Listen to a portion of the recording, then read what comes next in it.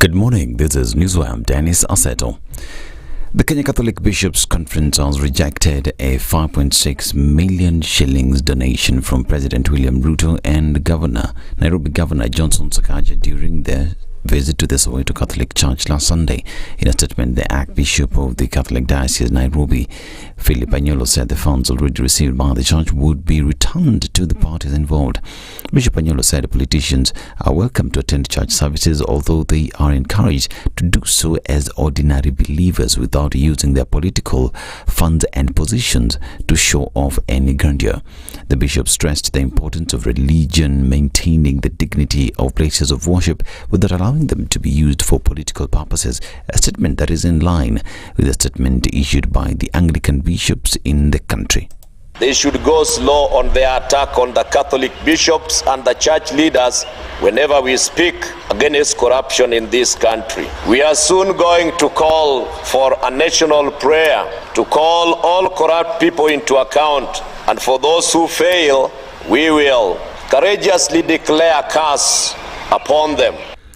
These as Muslim clerics joined their Catholic counterparts in demanding accountability from the government amid growing concerns of its handling of key issues. Led by the chairperson of the Council of Imams and Islamic Preachers in North Rift, Abubakar Bini, they've maintained that religious leaders are simply pointing out the ills of the government and are not in any way adversarial.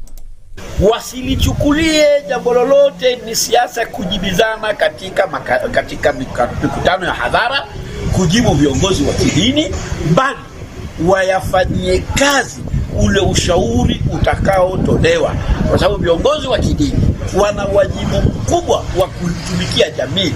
Mtoto anapokwenda kwenda shule, viongozi wa kidini wana haki ya kuzungumza ikiwa matibabu si mazuri, ikiwa elimu si nzuri, ikiwa uchumi si mzuri, kwa sababu inawaathiri zaidi wao wanapokuwa katika nyumba zao za maamini. Church leaders from the Nyanza region condemned the country's state of governance. They highlighted concerns of political oppression, corruption, and the neglect of critical sectors like education, health, and security.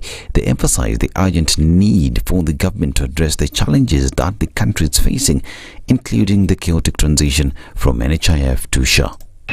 We want to assert here that the new creation like SHA will never solve the problems that NHIF could not if systemic issues, management, and corruption are not addressed. The scope of coverage of SHA medical benefits must also be commensurate with the member's subscription, and anything less must be rejected. We demand a comprehensive medical policy that will include employment and remuneration of all our medical practitioners. And Health CS Deborah Baraza is assuring you that the government is committed to clearing the pending bills ordered to facilities that offered services under the defunct NHIF. Baraza noted that the government has paid 5 billion shillings of the 19 billion shillings outstanding bill. She added that an additional 2.5 billion shillings will be paid by the end of this week. Baraza spoke in Kisumu at the Jaramogi Oginga Odinga Teaching and Referral Hospital during a routine evaluation of the Social Health Authority or SHA rollout. She is urging you to register for the new health scheme. Our kind request is that we need to encourage SHA registration. So we are calling upon our political elite, we are calling upon healthcare providers, any stakeholder in health, to support us communicate right from the community level, that's the grassroots level, up to the higher levels of care, that it is critical that people register for SHA so that they can be able to access services. Yes, the indigents as well. Now, the Ethics and Anti-Corruption Commission has summoned Moi University Vice-Chancellor Isaac Sigei to respond to graft allegations involving fraudulent infrastructural projects worth 2,189,659,497. This is part of ongoing investigations into reports of massive corruption and theft of public funds at the university. The VC has been instructed to appear in person for an interview and statement recording at EACC's North Rift Region offices in Eldoret. tomorrow. Professor Sigei was summoned alongside Chief Accountant Ednah Samoei, Head of Procurement Wilson Bet, and Head of Development Unit Moses Kip Kule. This is Newswire. I'm Dennis Aseto. Good morning.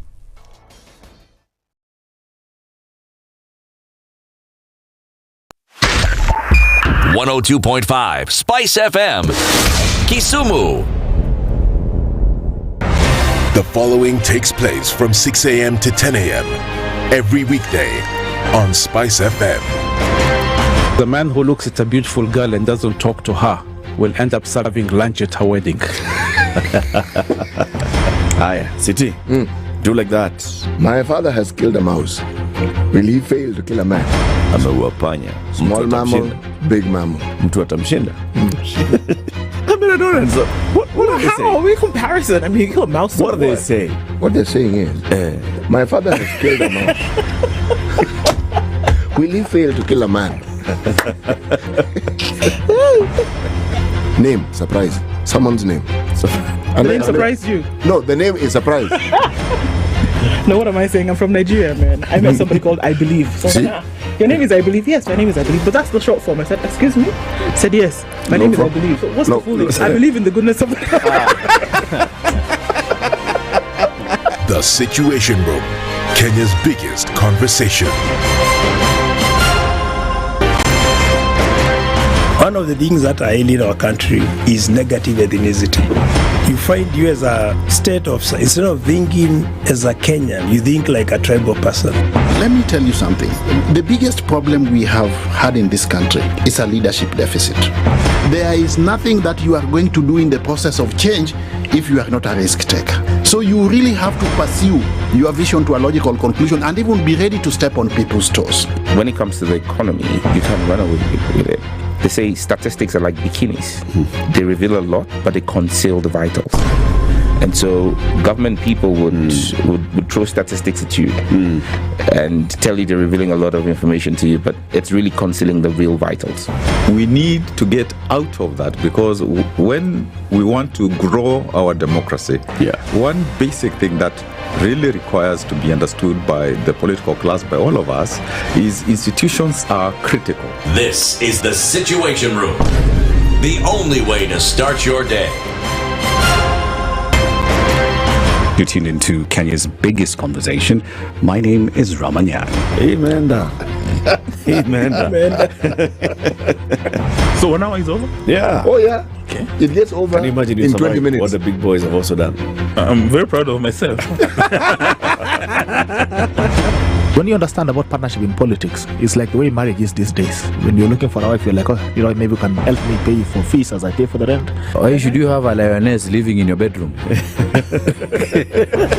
I have to tell you a story. I went for a prayer meeting, which was called for the spouses of candidates for senators and governors. And when I got to the gate, the lady who was the secretary, she refused to. She's telling me, no. Leo tunataka wa mama. Leo ni wa mama. I'm telling her, no.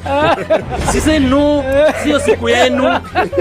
And I thought, there's a problem here, because if it was a man, but this was a lady. It will be called First Ladies until you change the name. The Situation Room, Kenya's biggest conversation. Thank you very much, Eric, and it's good to be at the Situation Room. Always a pleasure coming here. This is the most challenging interview panel in Kenya. You guys are very well informed, and as you can see, Charles today, very philosophical. To be poor in this country is the greatest sin you can commit, not just from a legal perspective, but from life generally. It is very, very skewed. We've just heard on the floor of Parliament, just most recently, a leader within the ODM saying that Sisi ni ng'ombe is a baba. Yeah. Which means that you are willing to be milked dry. Hapo. You cannot force me to believe. I'll give way. If it's land that I'm told to return to you, I will. Okay? Because the court has said so. But I'll continue saying, hawa watu wamenirusha.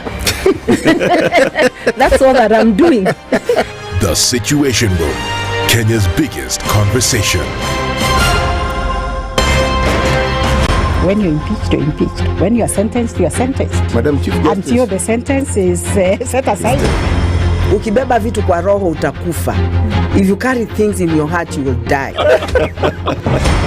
The reason for which you went to school and then gathered experience, that reason must be paid for. Oh, right. Oh, okay. This level. Shape up or ship out. Levels don't change. No. It's about shipping out. You're my business partner here. Shipping out. Are we talking about the ship in the bathtub? Or the ship man? Emmanuel Talabu used to tell us a story of they were in school and they've been told to write composition about a ship.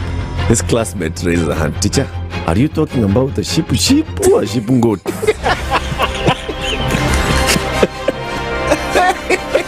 The Situation Room, Kenya's biggest conversation. Good morning and welcome to Tuesday. A quick look at what's happening on these streets this morning, and I think you'll get where you're going without too much of an issue, at least for now.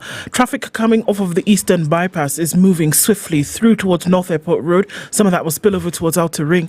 Inbound traffic on Outer Ring actually is also moving very well. Okay, coming off a thicker superhighway, not much happening here at the Pangani Underpass. It's going to slow down just a tad. And as you come off of Waiyaki Way into the city, not an issue here at all. On Gong Road, getting into the CBD, no problem. And it's A-OK on the Southern Bypass. Coming in from Langata Road also to the city, I think we're doing fine for now. Very early. Let's see what happens as we get into Tuesday proper. We'll talk on SpiceFM KE on X, hashtag The Situation Room.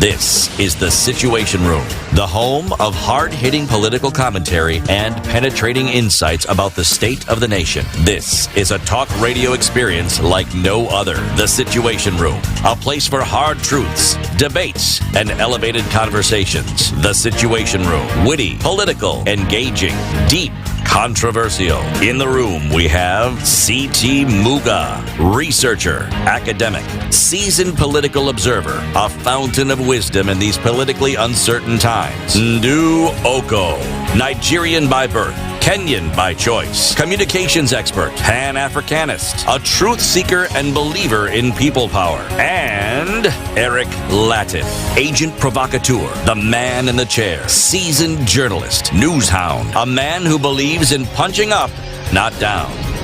This is The Situation Room, the only way to start your day. Yo, how you doing?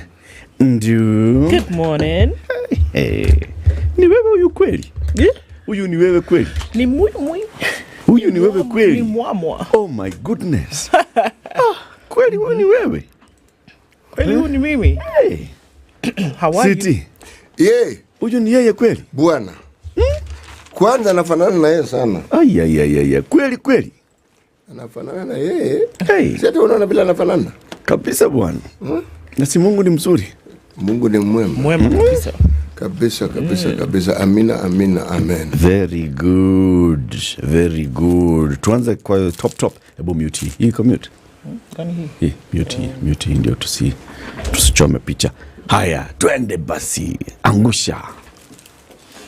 Where did it go? Roger, saa hii tu. Ile huko iko kwanza, huko hapo. Sio hiyo.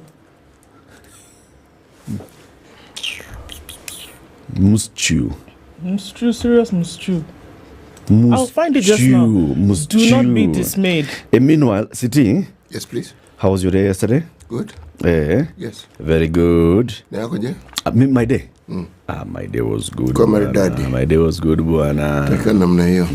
Day mzuri. Bwana. Sema amena. Si ndio? Yes. Very good. Ndio hiyo sasa tuanze. Weka full screen pale. Manake mambo kama ta position.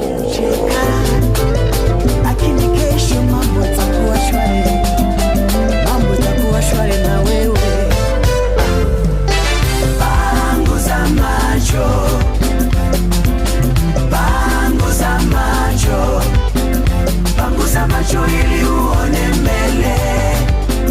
Panguza macho ili uone mbele. Utacheka tena.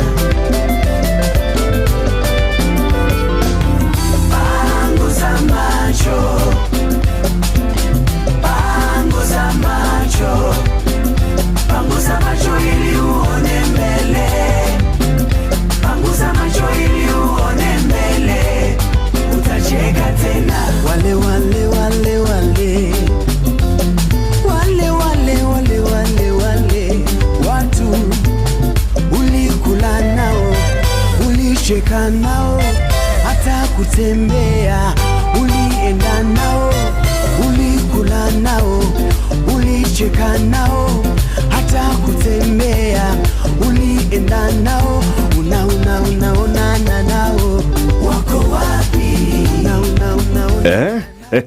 City.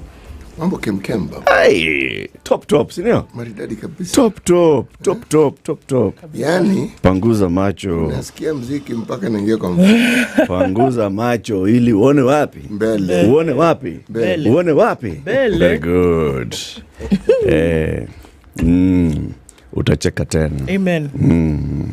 Ujumbe upande hali pale Caledonia, pande za Caledonia. Ikulu juu, ikulu pale Ikuruni, pale juu.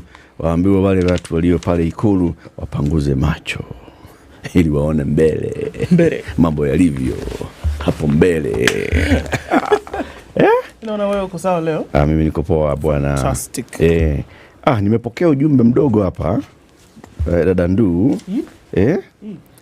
Hati ya kwamba huyu dada yetu wa digitali huyu aitwa Asha huyu akona birthday leo bana. Leo ni birthday Asha. Ati hapana ati ndio maana yuko kazi huyu. Sasa ameenda celebration. Hebu mwambie. Let me find the voice. Is she listening? Who cares man, you see. Doesn't matter. Okay. Si ataambiwa. Atamshwa. Happy birthday to you. Happy birthday to you. Happy birthday, dear Asha. Happy birthday to you. Asha of the socials. Happy birthday. Yes. Mambo ni bam. Mambo sasa ikiwa hivyo. Now we can start the show. Welcome to Tuesday, everybody. It's the 19th of November, 2024. What shall we be discussing today? So, the National Assembly Committee on Finance and Planning is going around the country, not around the country, around, but in some select counties, 7 of them, and they have several bills that they want to discuss. They're going around select counties. Around the select counties of the country. Yes. And there are several bills that they are discussing, okay? They are discussing a public finance management amendment bill, public procurement and disposal amendment bill, there is the business laws amendment bill, the tax procedures amendment bill, and the tax laws amendment bill. Basically the new tax laws, okay? Yeah. This one, some people have said, Mr. Expert, the Cabinet Secretary for the National Treasury, the expert who's now been tapped by William Ruto to come and sort out the matter of Kenya's finances, is bringing the finance bill through the back door. Through the back door? Is it true or not? We'll be joined by 2 people, Dr. Abraham Rugo Murio, who is the Executive Director at Budgeti Hub, and Cuba Houghton, who is a budding economist. They will be here at 7 a.m. Let's unpack these laws. What exactly is going on, and what should we be thinking of as we look at these laws and the current ongoing process on budget making? 7 a.m., that's the conversation. 8 o'clock, we'll be joined by a gentleman called Danson Mukile. He's a diaspora affairs strategist and leader. Is the diaspora right to vote being actualized? Remember, it's a constitutional right for the people in the diaspora to also participate in electing their president. That has happened in several parts of the world in the last elections. But are they getting the actual right? And then at 9 a.m., Martin Mwaura, who is the CEO of Windsor Brokers Kenya, regulating the online trading space and the role of education in countering fraud. My friend, because there's everybody who has a billboard is putting up a billboard. So you trade, we are the ones who give you more money. What exactly is this business? Martin will come, and the first thing we want to understand is online trading is what? It's what? It's what? It's what, bwana? We want to know that. So at 20 minutes after 6, we are live streaming as usual. Say hello to Ndu. Say welcome back, Ndu. Say hello to Lydiah. Say good morning, Lydiah. Say hello to Avin. And say happy birthday to Asha. Okay? Pia, unaweza salimia CT. Pia yeye ako hapa. Mimi niko sawa. 20 after 6. This is the Situation Room, the only way to start your day. The weather with SpiceFM. Partly cloudy conditions in Nairobi this morning. We'll see highs of 25 and lows of 15, currently at 16 degrees. 13 and sunny in Nakuru, highs of 25, and we'll see highs of 23 and lows of 14 in a mostly cloudy Nyeri at 14. It's 11 and cloudy in Eldoret, highs of 25, and we're looking into partly sunny Mombasa at 26, with highs of 32 and highs of 32 as well in a partly sunny Malindi at 28. It's 20 and partly cloudy in Kisumu with highs of 30, while Kakamega at 17 is partly cloudy. We'll see highs of 28. Clear in Kampala this morning at 19 with highs of 28, while at 25 it's sunny in Dar es Salaam with highs of 31.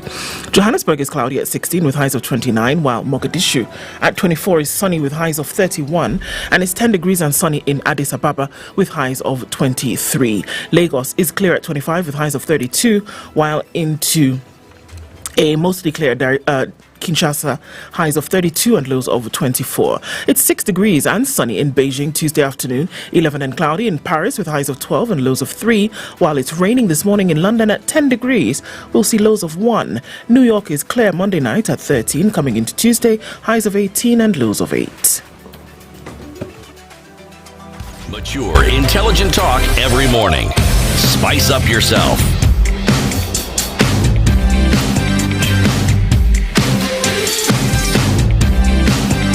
Mornings done right. 94.4 Spice FM, Nairobi. Good morning, people. Say good morning. How are you, Don? Don is saying the shouting, heckling chants in Embu. Okay. Okay. Good morning to everybody. Rose Grace says, good morning, team. Good job you're doing. Thank you so much. The rejection of funds by the church is the way to go. Okay. Evans and Tabo says, pastors must be blessed. Michael Olande says, the bar has been set high. No more donation to churches. Do you know this thing of churches being shut in Rwanda is not a joke? It's not a joke. Over 1,000 churches have actually been shut down, have been asked to reapply for their licenses. And if they don't see fit that they're going to allow you to do like that, you stay shut, my friends. Why is that government regulating God? Daniel Charo says, good morning, Spice family. Tune in from Doha. You know where Doha is? Okoh. Oh, well done. I like the way your finger was pointing. Margaret Wajo, he says, good morning. Situation Room, tuning from Houston in Texas, and says, let's continue the great conversation. Indeed, let's do. Vesh Musanga says, good morning, tuned in from Nairobi. Go, bishops. Please don't give up. Please talk on our behalf, Vesh says. Kyle Nyambura says, anatupenda sana leo asubuhi. Kama kila asubuhi. Robert Ibogo says, good morning from Mombasa. Blessed day to you all, says Quantum Era. Tuning from Thika. Jimmy Gakio says, good morning. Let's say no to tokenism. Tuning from Minneapolis, Minnesota is Kebirigo and says, good morning as well. Mushi Els is guten morning in us. Good morning, Spice team. Into Eric CT Muga. What is a tithe and offering for a bribe? As per what? If you receive a bribe, how much do you tithe? Well, you know, usually it's 10%. It's up to you, though. Eliana Yabesh says, good morning. Brayo Karanja is tuned in from Riyadh in Saudi Arabia.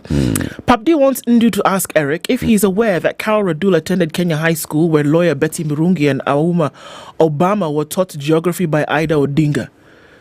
Did you know that? Okay. So I'm now asked to ask you if you knew. Just say yes or no. Yes, Okay, yes. bas. Okay, so the question is, Did you know? Did Carol Radul learn from Ida Odinga? Together with Betty Murungi and Auma Obama. Is Papdi saying that Carol Radul was in same class with Betty Murungi? Well, no. In the same school. We don't know if today it is the same class or the same school today. However, geography was taught somewhere. Sawa. Okay. Right. Joe Mboro says, good morning, everybody. My prince says the treasury is seeking to raise 178 billion. The simplest way is to stop stealing. Sawa bas. Ahmed says, good morning. Ahmed has called himself the elephant. We'll just go with it. Costa Rica is where Sandra Sherrier is today, and James Kamal is also greeting us.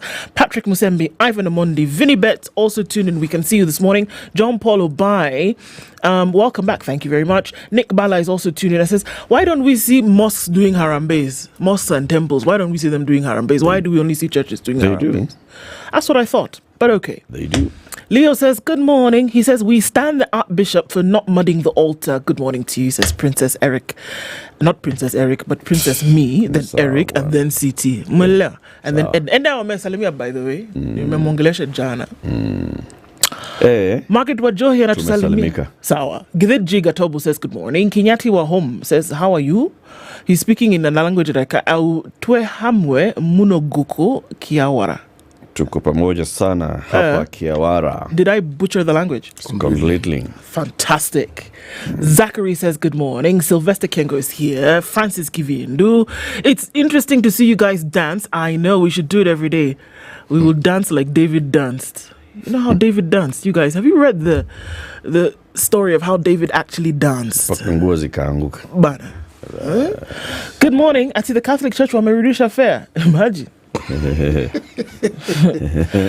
Jackson says Ndu must bring 3 kola nuts for going against the gods by dancing in the morning. Connie, the gods don't want you to dance in the morning. When should you dance? Anyway, kola nuts I can bring. You have to. It's an acquired taste, by the way. You have to think about it. Many people online this morning. We see you all. Thanks so much for being here. Rachel Wajiro, Bernard Kanyomo, Alan Jogu, Karibuni Sana. Okay, City. Second day where? Today is Tuesday. Yes. We are still in the Republic of Burundi. Okay. Yes. Neza zawa. Umeelewa hiyo kitu, eh? Neza zawa. All right. Simple proverb, straightforward, easy to understand. Here we go. Do not look up a tree that you know you are not supposed to climb. Don't look up a tree that you know you are not supposed to climb.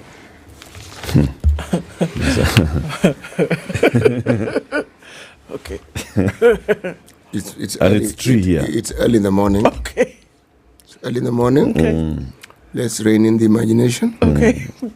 Just focus on the tree. Focus. Think of botany. Think tree. Okay. Think chlorophyll. On tree. Think photosynthesis. And yes, think yes, climate yes, trees. And think forest. A branch of science that deals with plant vitu kama hizo. Think that one. Flora, fauna. That one. Okay, Sawa. Okay. This thing of letting imagination run wild, wacha. And you're talking about climbing a tree is kupanda mti. Well, you've just been told to do what? Is it kukwea mti? To rein in your imagination. Don't be Let me read the proverb again. Kukwea mti ama kupanda mti. What I said and what Eric said are two different things. Tell me. Okay. Do not look up a tree that you know you're not supposed to climb. Okay. Sawa. Headlines. Save us from Israel's bombs. It's on the front page of the Standard this morning. Kenyans living in Lebanon are calling on government to intervene and rescue them from the wrath of Israel bombardment as their lives have been turned upside down since the invasion began last month. Zamzam Mohammed, who's the Mombasa woman rep, said this is a huge crisis building. Every country is taking it seriously, but I don't think we are moving at the right speed. These are the lives of poor Kenyans we are talking about here. Yeah, so many people saying, Claire Mogire says, my family is living in distress. I don't know what to do right now. My boss still owes me arrears. Can I actually leave? I feel terrible, says Noreen Washo. Everyone has left. I have no passport, no money, and no way out. I need to leave this place. I don't want to go back home in a casket. Who will take care of my 3 children back home? Questions. Grade 7 pupil making waves at climate talks. Yes, that is actually going on. The CS for Treasury has made a very interesting statement, and I would like to see what he's going to do about that. Mbadi, cut graft to end borrowing. You want to stop borrowing that's going to give us so much in terms of burden? Then let's cut graft. Graft equals to what? Kuiba. Okay. So this is I think that's the best suggestion. Okay. G20 leaders mull Trump taxes and climate. Kenyans warn the Treasury in a rejoinder, do not misuse taxes. Governors threaten to shut down counties. They have not received funds for going to 3 months now. The COG chair says counties are on the brink of exhausting funds by December. But Treasury CS says October money was released yesterday. So I don't know if they'll say, okay, but they're saying, don't play with us anymore.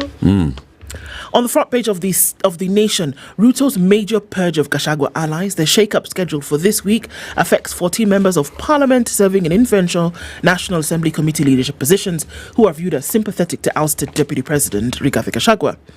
The changes are also informed by other recent political developments, including the co-option of Raila Odinga's party members to cabinet. So you'll probably see the removal of 14, but then you'll also see the inclusion of 14 who are aligned to the new what? The new alliance. The new alliance. The new alignment. Alignment. Okay. Yoyote. Mm-hmm. Counties to shut down in 30 days. County chiefs have said, you people have played with us just a little bit too much. We cannot do this any longer.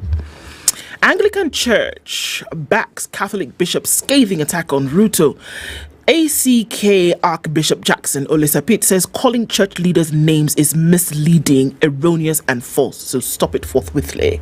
Okay. MPs want universities blocked from offering diploma and certificate courses. But why? Who came up with that bird-brained idea? MPs. Or you want to know which one in particular? No. If it's MPs, it's fine. I understand. You get it. Why? Exactly. Why? It's in the story. It's in the story. We'll tell you. Okay. Uproar over selective hearings on new tax laws. Why is it select? It should be everywhere. Everybody should know what's going on, n'est-ce pas? Yeah. So the new law is actually saying that, varsities will stop offering diplomas. This new law. This talk didn't begin yesterday. It's been there for a while. It's been there for a minute, yeah. That is silly. This is a really silly idea. Raja. So, hivyo tu. Kuna mahali mengi. The Business Daily, Kenya seeks UN's help to tame Elon Musk's Starlink. The Communication Authority is counting on a UN agency to develop regulations that will control satellite internet providers such as Elon Musk's Starlink in a quest for fair competition. The regulator said in response to a suit filed by a local NGO that Kenya will hinge its regulations of cross-border satellite providers on rules that the UN's International Telecommunications Union will come up with, okay? Tax pain as Treasury eyes 343 billion shillings in new finance bill.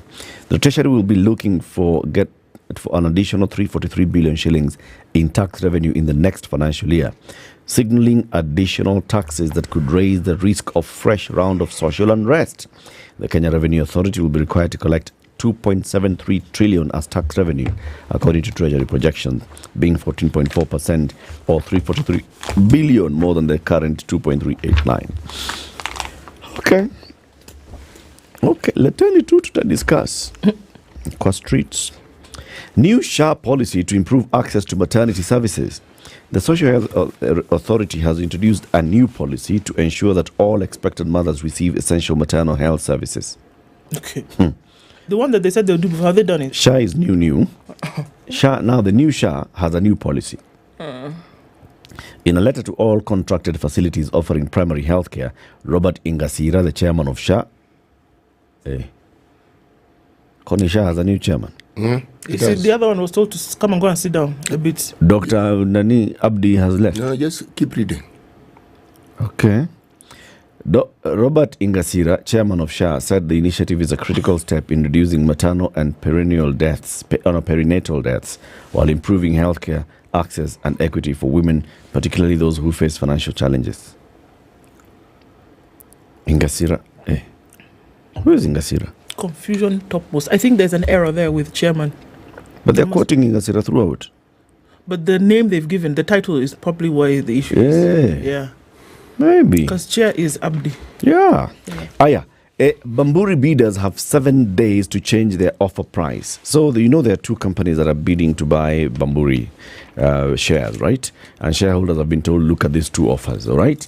Now, Bamburi 7 shareholders have 7 days to see if Tanzanian conglomerate Amson's Group will raise its bid for the company after its offer was surpassed by rival Savannah Clinker. Amson's initiated the buyout of Bamburi with an offer of 65 bob per share, sparking a rival bid by Savannah of 70 bob per share, which it later enhanced to 76.55 shillings per share. According to the law, competitors in a takeover bid can vary the offer terms until 10 days before the closure of the acceptance window. What? So it's about the shareholders now to look, do we want to take the 65 bob by Amson, or do we want to take the 76.5 by Savannah Clinker? Is that a difficult decision to make? Well, it depends. Do you want to stay as a shareholder or not? Then you have to look at the performance of the two companies beyond them buying the shares. Who has a better track record in terms of cement and manufacturing and the industry? Okay. Unga Group C says Unga Group pays ousted CEO Choge 13 million shillings. Joseph Choge was a CEO of managing director of Unga Group. They terminated his contract and the financial year ended June. Now for terminating his contract, 13.25 million shillings. Kamfuko. Sawa. Sawa. Haya City. What's in that star? Not for sale. This particular paper today is not for sale, right? Because it has MyGov. For government tenders and job opportunities, see MyGov pull out. Okay. Scale. Bas. Right. Pull out MyGov. Independent, fresh and different. That is a star. When animals, this is a story on page 2, top right-hand corner in teal green. Pay attention to this one. When animals sleep together, attraction grows. Study finds. Which animals? Okay, sorry. I'm very sorry. No, not be sorry. They attract what? Prey. When animals sleep together, attraction grows. To each other, n'est-ce pas? Let me just read it again. Okay. When animals, this is a bonding. This is according to a study. Okay. It has found that when animals sleep together, attraction grows. Like which animals? Like giraffes? Okay, sorry. Let me just read a line. Let's just say like a lion and a gazelle. Let's just read a line. If the lion and the gazelle, if they sleep together, is they jumping inside the nest? Yes. They attract each other. It's grow. Why don't you guys just add a giraffe into this mix so that we actually understand what's going on? Can you imagine a giraffe and a lion sleeping together? Sorry. It is a fascinating... No, sorry. Sleeping together is basically sleeping next to each other. Well... Right? Sure. Okay. Are you reading this thing or am I reading it? Who knows? We're waiting for you to read one. In a fascinating look at animal sleep and social behavior, a new study reveals how sleeping together bonds animals just as it does humans. Okay? Researchers found animals that sleep together exhibited increased attraction and moved in cohesive formation for up to 3 days after co-sleeping. Okay. They tracked, let me just read, please. They tracked wild olive baboons in Impala Ranch in Laikipia, observing how sharing sleeping sites affected intergroup dynamics and sleep qualities. Okay. Is it two together or like a whole group like on a mat? A parliament of baboons sleeping together. Sleeping sites hata ni kitanda, ni wawili. Ni mti. Mti. Oh, they're looking up the bush. The tree, sorry. Okay. Kwani? Tuendelee. What's the other headline? I will hold my question. Ruto's dilemma on 2027 ticket. Why are we talking about 2027? They're saying President Ruto is faced with a tough balancing act on the ticket he'd seek to defend his seat in the 2027 election. They also suggest that camps are already forming and shaping. Pundits say the patterns could complicate his running mate. Anyway, I've read enough of that one. Abused and violated. Nairobi becoming hostile to children, says new report. Nairobi is increasingly hostile to children. And a new report says that it has the lion's share of the number of children exposed to, various forms of violence. The report of the National Council for Administration of Justice says that children continue to be subjected to various forms of abuse, including physical, sexual, and emotional abuse, as well as harmful cultural practices such as FGM and child marriage. Bang in the middle of the paper, AUC top job. Race hots up as Raila, as Odinga to secure African support. Okay, they're saying ex-PM's campaign for the African Union Commission chair is unfolding against a backdrop of political complexities and regional dynamics. The effectiveness of Raila's campaign strategy will be put to the test. Raila's diplomatic offensive starts. That is bang in the middle of the paper. Alipata ndege? Alipata ndege?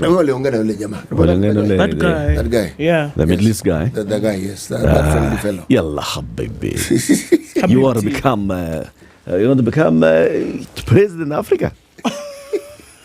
Don't worry. Africa. Don't worry. Blend. I've got the blend. You need blend. I've got the blend.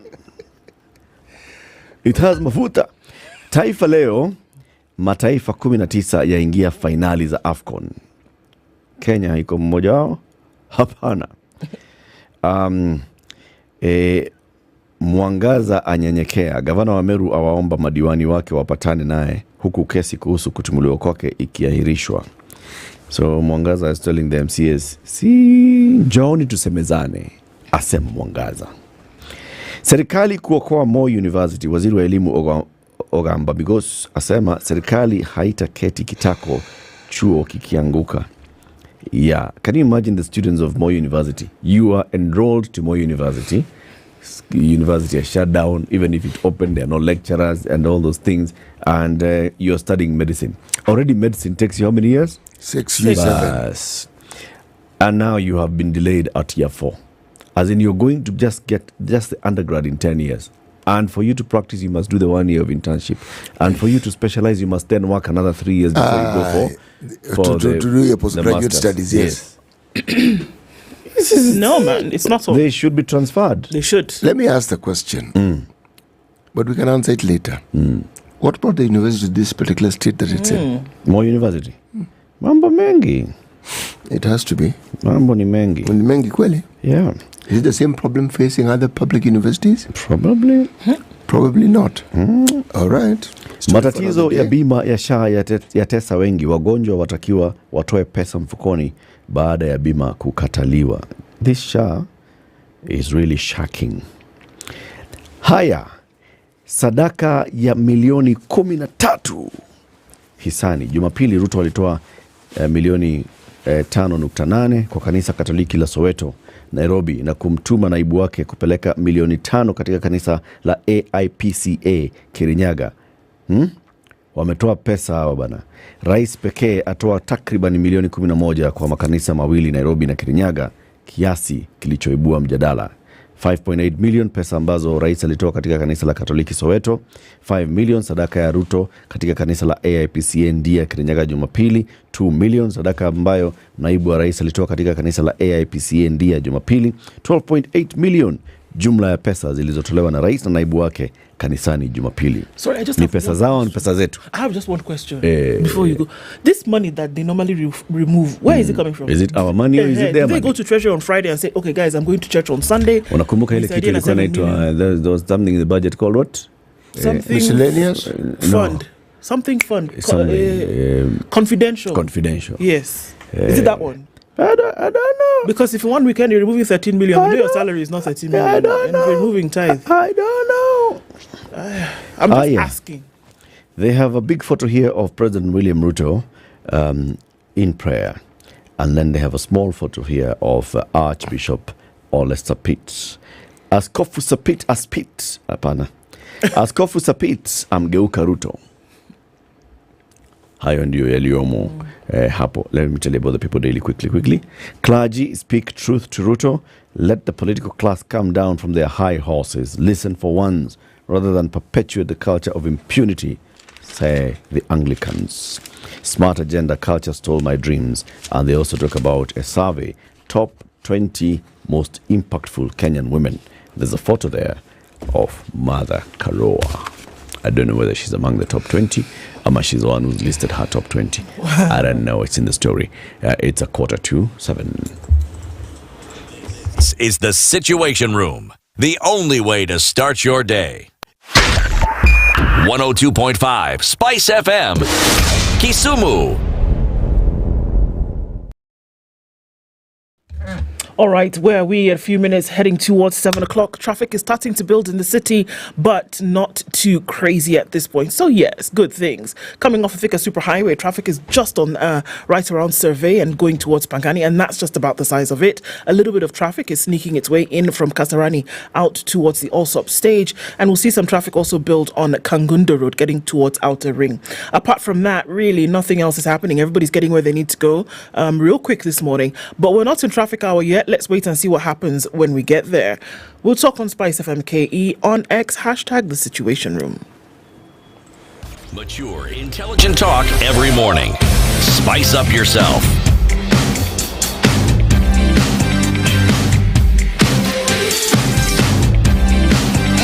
Mornings done right. 94.4 Spice FM, Nairobi. While you're giving 5 million and 10 million to churches and whatever, devolution is suffering because there's a shutdown that's looming in counties over cash crisis. Okay? So perhaps that money, anyway. Counties across Kenya are facing a severe financial crisis that could force them to halt operations entirely by January due to delays in the disbursement of funds from the National Treasury. According to the Council of Governors, Chairperson Ahmed Abdullahi, counties are yet to receive their equitable allocation for the current financial year, hence crippling operations and provision of essential services. What does that mean? The year began in July. Yep. They have not received money this year. Yep. July, August, September, October. We're in November. They've not received money this year. Let that sink in. Have they not? Really? He noted that with the Treasury yet to release the 63.3 billion shillings for October and November 2024, okay, so yes, they have received some money. Counties are now on the brink of exhausting the funds by December. However, the Cabinet Secretary for the National Treasury, John Badi, told the Standard that the money owed to the counties for October was paid yesterday. Today is Tuesday, so it was paid yesterday, Monday. So he was now disputing the claims by the COG. It's possible that the COG made the statement and right after that money was sent and then he said, but we've paid. But that's all. It's those games. It's those games. Yeah. According to Mbadi, the only arrears that we had was the month of October, that money which was released today. Thus there is no balance owed to counties other than that for the month of, and that's the month that we are in, which is November, which we commit to pay when the month comes to an end. So why is everybody getting their knickers in a twist? The COG maintained that unless urgent action is taken, counties will have no funds to operate by January 2025, forcing them to shut down essential services. So perhaps all of this now is moot since the CS has confirmed that money was sent yesterday and only money now that's remaining for them to send is this month, which they normally do at the end of the month anyway. So this story is dead in the water? You see, until they receive their money. It's a story. Yeah. Okay. Because Mbadi can be saying we have released money. Releasing is one thing. Receiving is totally Receiving is a completely different thing. But anyway, counties from time immemorial have been threatening to shut down operations. And Wairimu under her leadership threatened. Everybody said. From Isaac Ruto all the way now to Wajir governor. Have they ever shut down? Nope. Not even one county has shut down? Nope. The only thing, health workers strike, county to county, Kisumu, Lydiah. How would they shut down? They can't shut down. So you just close the doors. Close the county doors. How? Send everybody home. Okay. Just say tomorrow, don't come to county. Nobody, yes, so that all county services cease. The joy. It would be a big thing, though. It would be a very big thing. It would really, really affect very many people, especially if you touch healthcare. There would be deaths galore. Wait, my friend. Yeah. Yeah. So this story about universities and certificates. The Committee on Education and Research of the National Assembly has recommended that the House approve a private member's bill that seeks to bar universities from offering basic certificates and diplomas, reserving such courses for technical and vocational education and training. That's TVETs. If the university's amendment bill is passed by the House, it will lock universities out of a market that has been providing them with an alternative source of revenue, as most public institutions face financial challenges. Universities will then be restricted to degree and postgraduate programs. The bill is sponsored by Embakasi Central MP Benjamin Gadero. The committee agreed with his argument that there are overlapping roles of universities and TVETs in offering certificates and diplomas. The committee observed that this has resulted in duplication of roles, congestion in universities, and underutilization of resources. A situation that has led to inconsistencies in course quality, content, and duration. Currently, both the TVETs, the Technical and Vocational Education and Training Authority, TVETA, and the Commission for University Education are responsible for certifying diploma and certificate courses, creating regulatory challenges and confusion in the education sector. The bill also seeks to bar KUPS from placing students in diploma and certificate courses offered by universities. To avoid disruption, the bill proposes that students who are currently enrolled in these programs be allowed to complete them, but then no more enrollment going what? Forward. Yeah. Siti, you were saying this is ill-advised. Why? Well, I don't understand. So what if it's overlapping? I mean, courses overlap all the time. There is nothing wrong with them overlapping. It's a question of now the level of the quality of the curriculum that you're going to offer. You see, the understanding that we have a system in this country that allows you to, let's start again. If your grades do not allow you to pursue a certain course, a degree course to be specific, even a diploma course, the whole idea of a certificate course was to introduce you into a system that would enable you to probably move up the ladder as you progress. Right. Okay? Yeah. Up to a degree, if that is what you want. Yes. There are people who don't want a degree. Yes. They want to go to a TVET, they want to learn a skill that they can apply immediately. Yes. All right? So I'm simply saying that you may have a course in university that is similar to what a TVET offers, but they offer a degree. The reason why we have the TVET is for the very reason that I've just mentioned, that you offer people the diversity that is available in that particular discipline. Now, when you say that all you want to do is to narrow this thing so that all the university does is offer degree courses and offer postgraduate degree courses and so forth, you're limiting a capacity that is unnecessary. Absolutely. Because the argument would be that you are denying TVETs and all these other institutions the opportunity to get students. And I'm saying, no, you are offering diversity so that people can choose where it is they want to get the qualification they need. I see the sense in the bill. I see the sense in this. So we have the Commission for University Education that is in charge of quality of what is being taught at the universities. And then you've got TVETA, the TVET authority that's in charge of the quality of what's being offered at TVETs. Now, if you're talking about a certificate, and your argument, I buy completely into it, you can start with certification at whatever level. Nowadays, they call them grades. Grade whatever, you keep rising.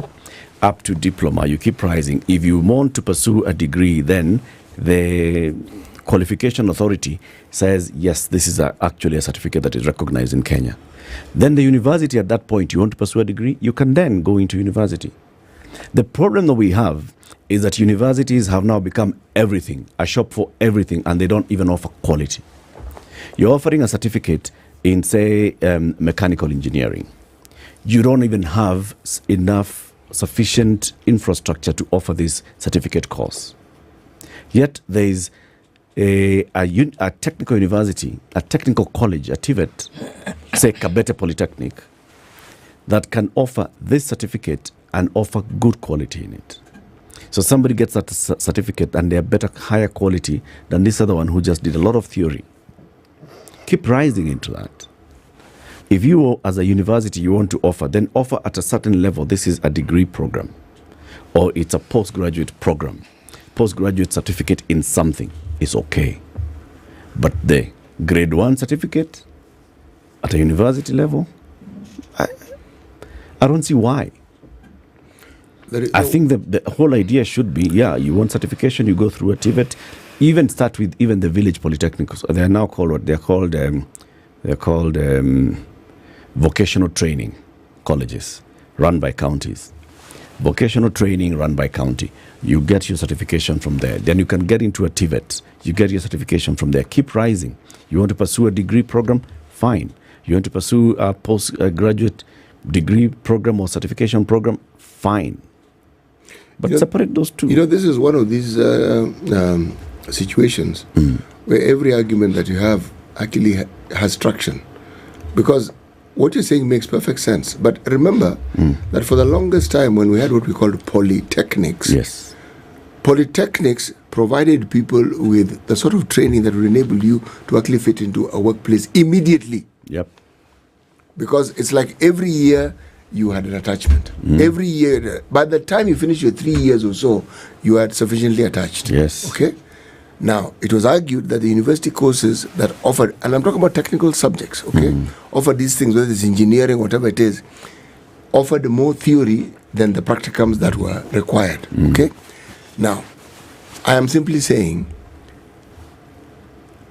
why then stop something that was there? Are we saying that when you qualify with a certificate in a university, you are less qualified to do whatever it is that somebody who went to a TVET is? Is that what we're saying? Yes.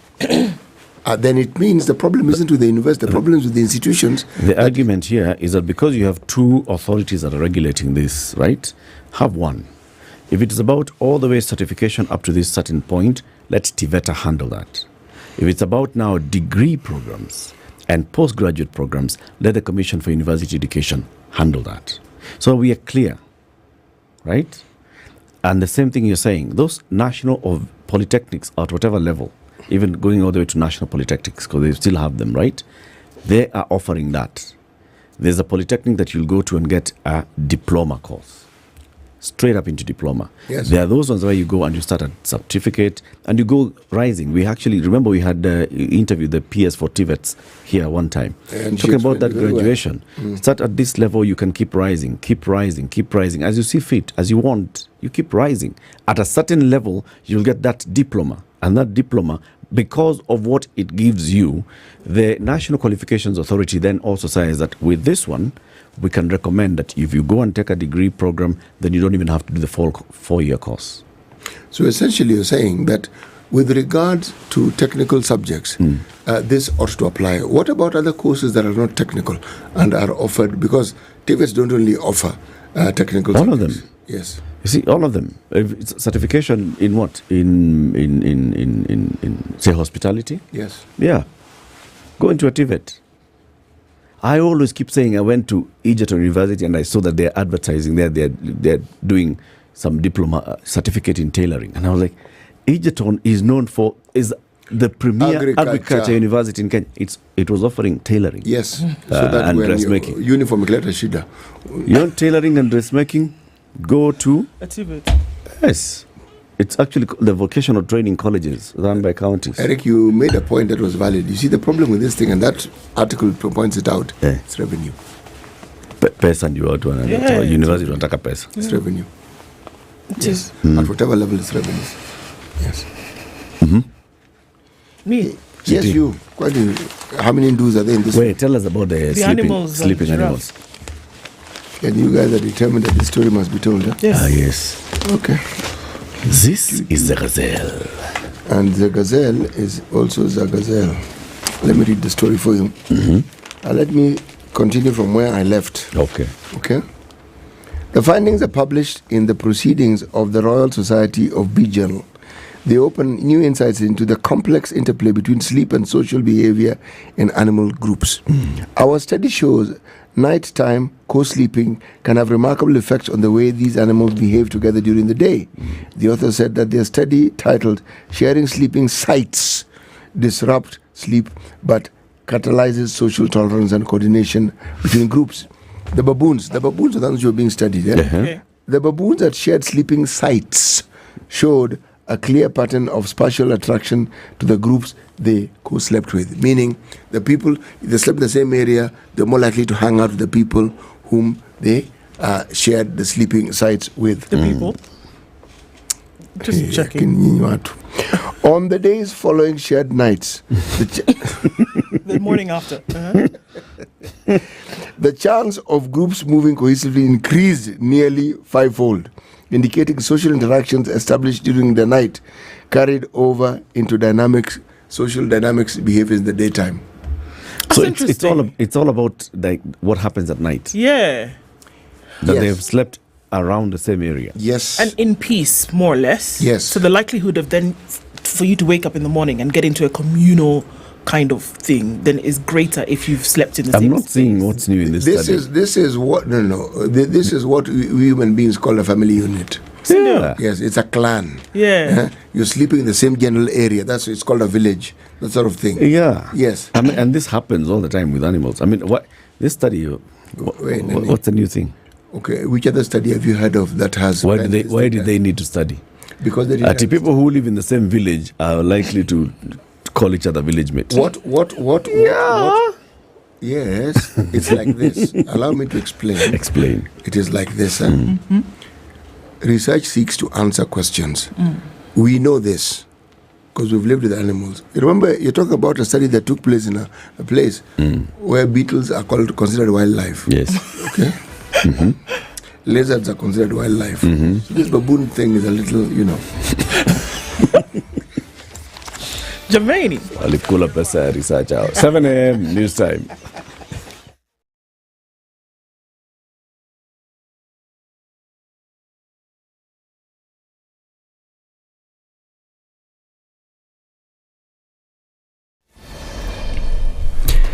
Good morning, this is News. I am Dennis Asseto. The Council of Governors has warned that delays in disbursement of funds to counties could cripple the operations to a halt. Led by Council of Governors Chairperson Ahmed Abdullahi, they lamented that the delay in the passage of the County Allocation of Revenue Act is putting immense pressure on the government, which are yet to receive their equitable share of the 2024-2025 financial year. Abdullahi said counties are currently operating on a stopgap measure that provides them with 50% of the equitable share based on last year's allocation. He, however, warned that the arrangement will run out by December, leaving counties at risk of a complete financial shortfall. We note with great concern the delays by the Controller of Budget to approve requisitions for the withdrawal of funds. This is unacceptable to an institution that's supposed to be facilitating. We call upon the Controller of Budget to stop being a bottleneck to this process and ensure counties access their funds in a timely manner. We therefore call upon the Senate to expeditiously pass the County Allocation of Revenue Act to resolve this delay. Additionally, we demand that the National Treasury immediately releases funds owed to counties, failure to which the county government will have no option but to shut down operations. Bengal Treasury Cabinet Secretary John Badi says the national government owes counties no single penny, urging the governors to use their funds to serve their people and deliver on their mandate. As I speak, we have transferred all the money that should go to the counties up to the end of October. They have the money from October going backwards. Let them go and pay salaries. Let them go and pay contractors. Let them make this country liquid. There is money for them. The country should know there is money with the counties up to the end of October. Let them come again and ask me for the month of November. In fact, even before they come, I will transfer the money for November. But saying that we have not transferred money, that is being mean to Treasury, and that is distortion of facts. Treasury also accused the counties of low absorption of funds released to them. On Thursday 14th, in the CRF account, there was 49.13 billion, which counties are yet to draw. And this 49, 32.8, you can't blame them for, because 32.8 was just transferred the same day of Thursday 14. But there is 16 billion, which has stayed in the CRF account for over a month. These as members of parliament and senators continue to lock horns over the equitable revenue share to counties now, while MPs insist that the counties should receive 380 billion shillings, citing fiscal deficit challenges following the rejection of the Finance Bill 2024. Senators are demanding 400 billion shillings. Now, the Kenya National Union of NASA's Trans Nzoia branch has ended its 42-day strike. Branch Secretary General Edward Cheruiyot and his counterpart Redson Bulunya, while asking the health workers to resume their duties, said that the decision will now give the county leadership up to 90 days to implement the return to work formula. In the formula, it was agreed that no health worker will be victimized for participating in the strike. We have agreed to suspend this strike based on some grounds. What is there is that the 90 days that we have mutually agreed as parties is enough for the county government to implement all the issues that were on strike notice. Tumekubaliana kwamba there will be no any mode of victimization. Ukiona hata mkubwa anakuangalia macho mbaya, ujue hiyo ni victimization, just report. We shall be able to take action. Assistant Secretary in the county George Kisaka assured the health workers that the county government will fulfill its promises. Sisi kama serikali tutaangalia mambo ambayo nasi wamesema wanataka tushughulikie kupitia kwa executive na board na hata assembly. Ile mashida ambayo walileta mbele tutaangalia moja kwa moja ili tuweze kukamilisha wafanye kazi vizuri. Kuanzia leo hoteli zetu zitafunguliwa na hata ruhusu tena tukue na changamoto kama hii tena hoteli zetu ziweze kufungwa. A suspected serial killer linked to multiple murders in Narok town and its outskirts were arraigned in Narok. Now the accused, Musa Olesopia, also known as Ololunga, is suspected of being involved in several killings in Ololunga area of Narok South constituency. The suspect refused to enter plea when he appeared before resident magistrate Daniel Ngayo, who ordered a mental health evaluation to determine his fitness to stand trial. Magistrate Ngayo ordered that the suspect be taken to a hospital for a mental evaluation and then remanded in Narok police prison until November 26, 2024, when he is scheduled to appear in court again. Olesopia was arrested on October 30th, 2024 at the Ololunga shopping center for the murder of a 55-year-old Congolese man. This is Newswire. I'm Dennis Asseto. Good morning.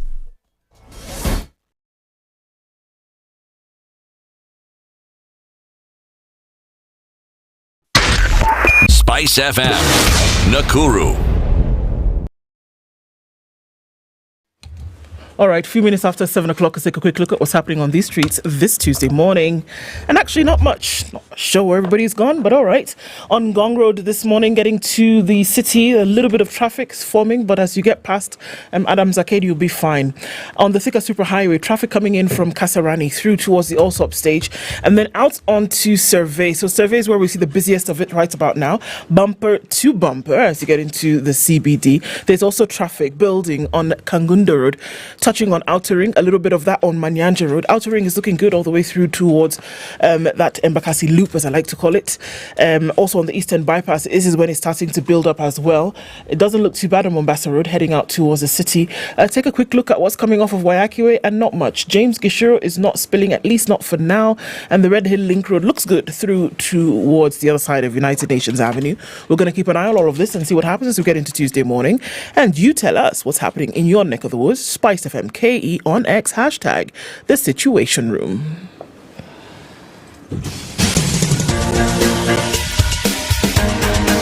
This is The Situation Room, the home of hard-hitting political commentary and penetrating insights about the state of the nation. This is a talk radio experience like no other. The Situation Room, a place for hard truths, debates, and elevated conversations. The Situation Room, witty, political, engaging, deep, controversial. In the room, we have C.T. Muga, researcher, academic, seasoned political observer, a fountain of wisdom in these politically uncertain times. Ndu Okoh, Nigerian by birth, Kenyan by choice, communications expert, Pan-Africanist, a truth seeker and believer in people power, and Eric Latiff, agent provocateur, the man in the chair, seasoned journalist, news hound, a man who believes in punching up, not down. This is The Situation Room, the only way to start your day. 7 minutes after 7, how are you doing? Thank you very much for keeping it locked right here on SpiceFM, on KTN, on YouTube and Facebook, and everywhere where we broadcast this show every weekday morning. On this 19th day of November 2024, all we want to talk about is priority. When it comes to banking, priority banking is the way to go. And the only bank to think about is which one? Standard Chartered. Very good. Tell us more about it. So you can imagine, I want you to imagine that it is you who's the priority. Okay. And it's about growing your wealth and investing wisely and putting away something, education for your children perhaps, or taking that little bit of shilling that you've been able to make and then being able to set it and put it away. So you can imagine a bank that is in 55 unique markets around the world with 110 years of expertise. What are you teaching these guys? What? Oh, the question you should ask is, what do you think they can teach you? Exactly. They have it all and they know, okay, this is what we can tell you. This is how we can advise you. This is how we can lead you to be able to make these decisions. And then being able to store this wealth in whatever currency you wish. You want to store it in Kenya shillings? Go right ahead. You want your wealth to remain in US dollars? No problem. British pounds? Okay. Euro? Even better. Whatever it is that you choose and you say, this is how I want it to go. This is how I want my future wealth to look like. Standard Chartered says, you know what? I'm gonna hold your hand. Walk you through the thing. The song was I Want to Hold Your Hand, isn't it? Yeah. I think they were referring to Standard Chartered. They were. I have decided that they were referring to Standard Chartered Bank and what Standard Chartered Bank can do for you. So you want to know more information about how you can actually be one who is considered a priority?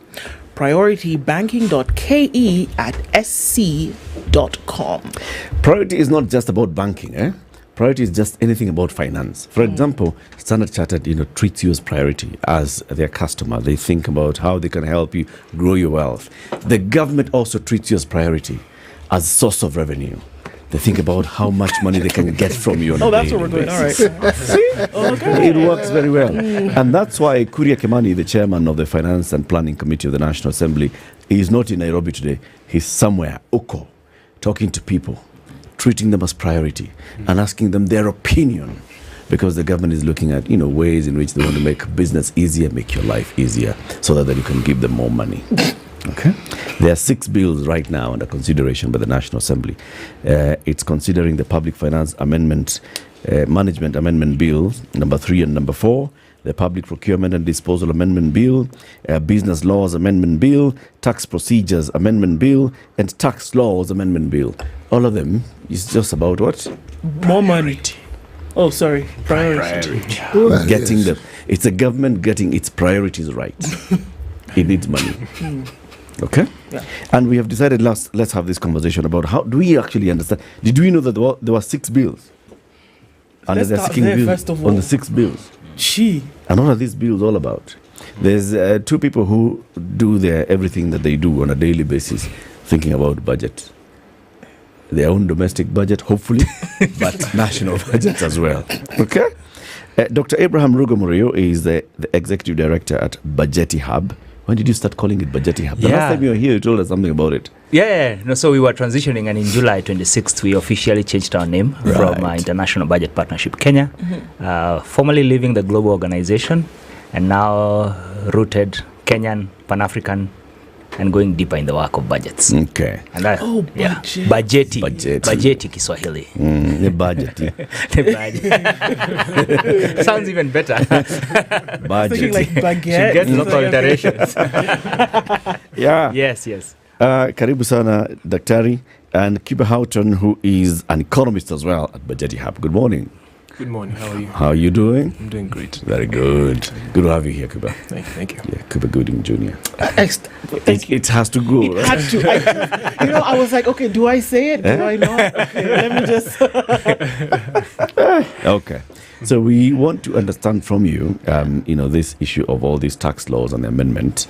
And Cuba, it's good that you're here because you are in that age category called the Gen Z, right? Proudly. So let's actually understand from the Gen Z perspective, what do these laws mean? Because we saw what Gen Zs did the other day. We want to see whether we can understand whether they are going to do this. Whether we can relate what we saw with the understanding of these things. Yes. Right? Sawa City, please welcome them with the day's proverb. Yes. Our proverbs for last week, this week, and a few more weeks to come will be from sub-Saharan Africa. We're in the country of Burundi, Republic of Burundi. Do not look up a tree. Well, do not look up a microphone. Do not touch a microphone. Do not breathe into a microphone. Okay. Do not look up a tree that you know you are not supposed to climb. Do not look up a tree that you know you are not supposed to climb. Do you know, this thing reminds me of some silly statement I heard where someone says, why do dogs chase cars they have no intentions of driving?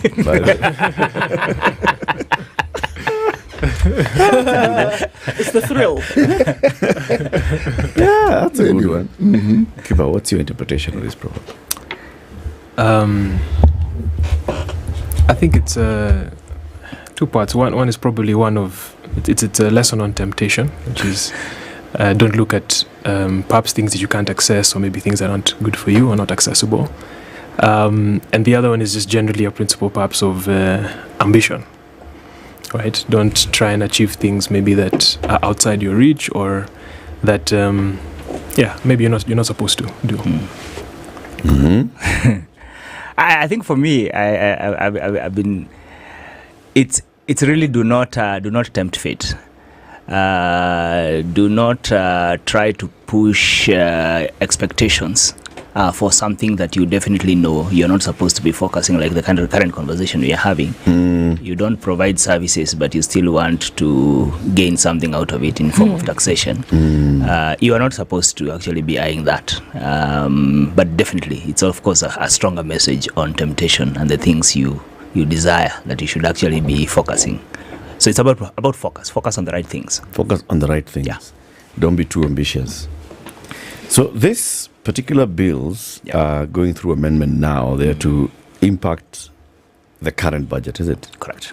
Okay. There's also another headline in the Business Daily about the next year's financial budget. Correct. Where, according to Treasury planning and what they're presenting, is they'd like to raise 2.732 trillion shillings as tax revenue in the financial year 2025-26. Currently, their target is 2.389 trillion shillings. That means they're looking to raise some extra 343 billion shillings, which will come in the form of our finance bill next year. 343 billion. How much did we reject this year? 344. 344. So basically, they're now giving up. 343 billion. I come here and say, Mom, can I get a sweet? No. Go out. Then come back. Mom, can I get a sweet? Okay, yeah, you've been a good boy. You haven't been, maybe. They're hoping that will happen. But let's start with the current ones. What is the story behind these 6 bills, Dr. Terry? Good. So first of all, I think it's important we put this in context that taxation is a form of revenue mobilization. The same way you go to your work, you are paid a salary. So taxation is supposed to help you raise revenues. And those revenues are not an end in themselves. They are supposed to help you do something, which in this case is provision of public goods, works, and services. We call them just public goods in general. What are these public goods? Education for children, healthcare, agriculture services, trade regulation and negotiations, and everything that you do to. So tax is supposed, but the tax also has another interesting perspective, because tax is also supposed to help you regulate the business environment. Through taxation, you give concessions. Basically, it's also. But we'll have. So when the 346, it was 346, 350, 346, finally 344 billion of tax collection. Because what happens is that we've been running an incremental budget. An incremental budget means that we come and look at the things we provided last year, and then we say next year we want to provide more public services. Sometimes it's not even want to provide more. There is a demand to provide more because population has gone up. Yep. As you know, we are increasing our population by averagely 1 million people per year. So the population is going up. So the demand definitely will go up. And therefore, the taxation measures are supposed to help you raise more. Because the other alternatives is either you privately provision, so where people go and buy privately, or you borrow and provide for that, or you depend on donations from different actors. When this was rejected, we shoved off about 170 billion. So it's not the entire 344 billion that was put away. Remember the supplementary budget, it did not shove off the entire 344. Just shoved off about 170 billion. So we still continued with about 200 billion. The projections therefore right now are actually initially it was to raise 3.3 trillion, or rather to raise 3,300 shillings. Currently it's to raise 3,100 shillings, so 3.1 trillion. So you can see the difference is only 200 billion or 200 shillings. And therefore, it is not right to say that the 343 will just be a return of what we had. It's actually an increment. It's an increment. Wow. So between this year and next year, we actually, in fact, this year alone, the target from last year's collection, so last year is the year ended in June, is actually a 15% increment. So as we are talking with having shoved off the 160 billion, There's still more. It's still more. Okay. So government is cash strapped. And we can come, when I was last here, we discussed that the cash strap is sometimes more theoretical than practical, because there are other ways you can deal with it. But it's approaching this issue purely from a revenue problem. So it's basically saying City has decided he must drive that car, whatever that car is. He has some 3,000 shillings, it costs 5,000 bob. He's being encouraged, kuna magari ya 3,000. But he's decided, no. I can't see those ones. Those ones are my neighbor. Who drives them even? How am I supposed to even park? Where do you park such cars? So he's decided he must get to this 5,000 bob. In other words, instead of addressing his expenditure challenge, he insists now, you guys are the ones, you lazima mnichangie. You guys, if you're my buddies, you must help me raise this 2,000 bob. because there's no way I'm sleeping without driving that. So when you approach this purely, and that's the genesis of all these bills. The bills are supposed to help you raise more money to be able to, of course, cash trap, because debt payments and everything is coming, but they and of course create some reliefs, because there are also some reliefs, and we can discuss a bit more in detail about reliefs and challenges. But that's the context in which we are coming.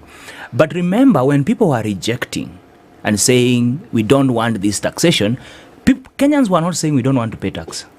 No, I can't remember. At least I was very deeply involved, including you guys running my heart up here. They were not saying they don't want to pay taxes, but they are saying, where is our money going? Sure. Show us a return on the I almost said return on investment. Because it's true, it's an investment.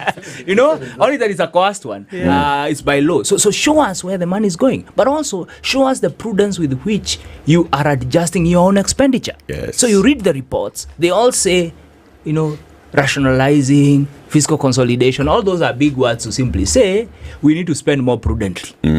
So you see now Treasury saying we are going to actually pursue measures that are going to help us spend better. Yes. So that's the context within which these laws are coming, and without addressing the basic question of is service delivery being improved. But then let me provide one more context. These laws are also coming at a time when two things are happening. One, incomes for Kenyans have not improved. If anything, because of inflation, have gone down. More people are losing jobs because of the business environment. But two, you have also introduced other extra tax measures. You have the levy, the housing levy, and SHA, which combined have already shoved up about 4.2%. 2.75% plus 1.2 is about 4.25% of salaries. So, and then you want to introduce, and remember, all these taxes are interconnected. For example, if you are proposing to charge taxation, of course, on companies that do business here, that's a good thing. But the business they do here, who do they charge that business to? It's Kenyans. It's a consumer. It's a consumer. So when you say you increase, digital tax from, the 2.5% to about, I think, 1.5%, basically that cost will be also transferred. So all these taxes are interconnected. And especially that environment where the business environment is not necessarily improving, then you need to think, okay, so what exactly are we doing? But the last context is already the numbers from KRA are showing that income-driven taxes are going down. So income tax is targets were not met. VAT, which is basically an indicator of consumption of goods being big. So that's the context in which these laws are being discussed. On one hand, government needs money. Perhaps there are better ways to get that money. On the other hand, the people you're trying to get money from also need money. That's the context. Cuba. So as young people, we saw, and that was a beautiful thing that happened, that with the Finance Bill 2024, we saw many young people just going through the Finance Bill and seeking to understand and also explaining to others, this is what they're proposing on digital services, this is the impact of it, this is what they're proposing on this and the other, and this is what it means. Do we see the youth actually getting involved here? Do they know that there are 6 bills in consideration before Parliament now that could impact taxation? Probably not as much as before. So I think one of the feelings that comes about when you find out about these new tax laws is a convoluted sense of deja vu, right? Because you understand generally that the taxes are being increased. And you also understand that, there's this kind of urgency, like Dr. Ruga has mentioned, that necessitates the government to collect more tax. But it seems as though now it's on multiple fronts, right? So now before we had one finance bill that had everything, like an omnibus bill with all the proposals. But now there seem to be 6, right? Or 4 tax related, I think 2 general for public finance. And so I think the Gen Zs or, the young people have not been as quick to pick up on the different proposals that have been coming about, and also so of course when you're doing an analysis, or what was happening during the finance bill is that you go into the finance bill, you see the implications on the Value Added Tax Act, for example, or the Income Tax Act, or the Excise Duty Act. But now, of course, you have to go into 3 bills and then go into 6 more laws or 6 more acts. So it is a bit more difficult. And so we've not even seen the translation of these different analysis. So it's something that we saw on TikTok and on Facebook and other platforms. So that's definitely not picked up. But of course, something is different about this time, right? So we see that the government seems a bit more willing to explain itself, to justify. So as opposed to just putting a notice and saying, submit your memorandum, as it normally does, there was, I think, a 4 or 5 page notice just explaining the proposals. Yes. Even if you look at the back of, so normally when you're reading these bills, at the back there's a memorandum that shows a summary of the proposals. So normally it's not that long, but if you look at these bills, it's actually a lot longer. So there seems to be a more willingness to explain. Also a lot more public participation opportunities. So we saw some around, the impeachment of the deputy president. We saw some around the public participation bill. We're seeing some around now the sector hearings, and of course the new tax laws as well. So there seems to be a different stance from government, which is a bit confusing, especially now when you look into some of the proposals and you see a lot of it is familiar from previous times. But of course it's a positive, it's something to celebrate, because there are these now the opportunities. So now I think what Gen Zs and the young people did, and the citizens of Kenya who were there, is they set a standard for how we want to be involved in public finance particularly. And we do hope that actually contributes to now more meaningful engagement as opposed to just being given a platform. And so we're looking forward to the reports that come out of these public participation meetings. We look forward to the different the communications we're to hear this week. I think the president to speak on Thursday, just to see what how much of what we are saying and how much of what we have been saying is actually going to find its way into policy and into these important discussions. How much do you think it matters? And I know it's a strange question, but how much do you think it matters that essentially I'm going to tell you what I'm going to do, I'm going to tell you how I'm going to do it, I'm going to tell you with whom I'm going to do it, but the very stuff of what I'm going to do, based on what Dr. Rogo said earlier, in terms of what people are uncomfortable with, how you are using the money, what you're using it for, and how or not you choose to report on this expenditure. Which is more important? Which should have more importance? That you're telling me what essentially you're going to do or not do, or the very stuff of how you spend a nation's money, which makes people poorer, puts people further into debt, just essentially erodes the very, foundation of a country's, economics. Which is more important? It's an excellent question, because if you look at the design of Kenya's public finance, or the budget cycle, you could say, there's a lot of opportunity for involvement in the formulation part. So what you're saying is what we are going to do, right? What we plan to do, the projects we plan to have, where we plan to collect tax from, etc. But if you look at the budget implementation side, so we've passed the budget, we said we are going to put X amount to Linda Mama, we're going to put X amount to vaccinations, etc. There's very little opportunity for public participation, if any, right? So that actually calls upon citizens to, seek that information, request that information where it's not available.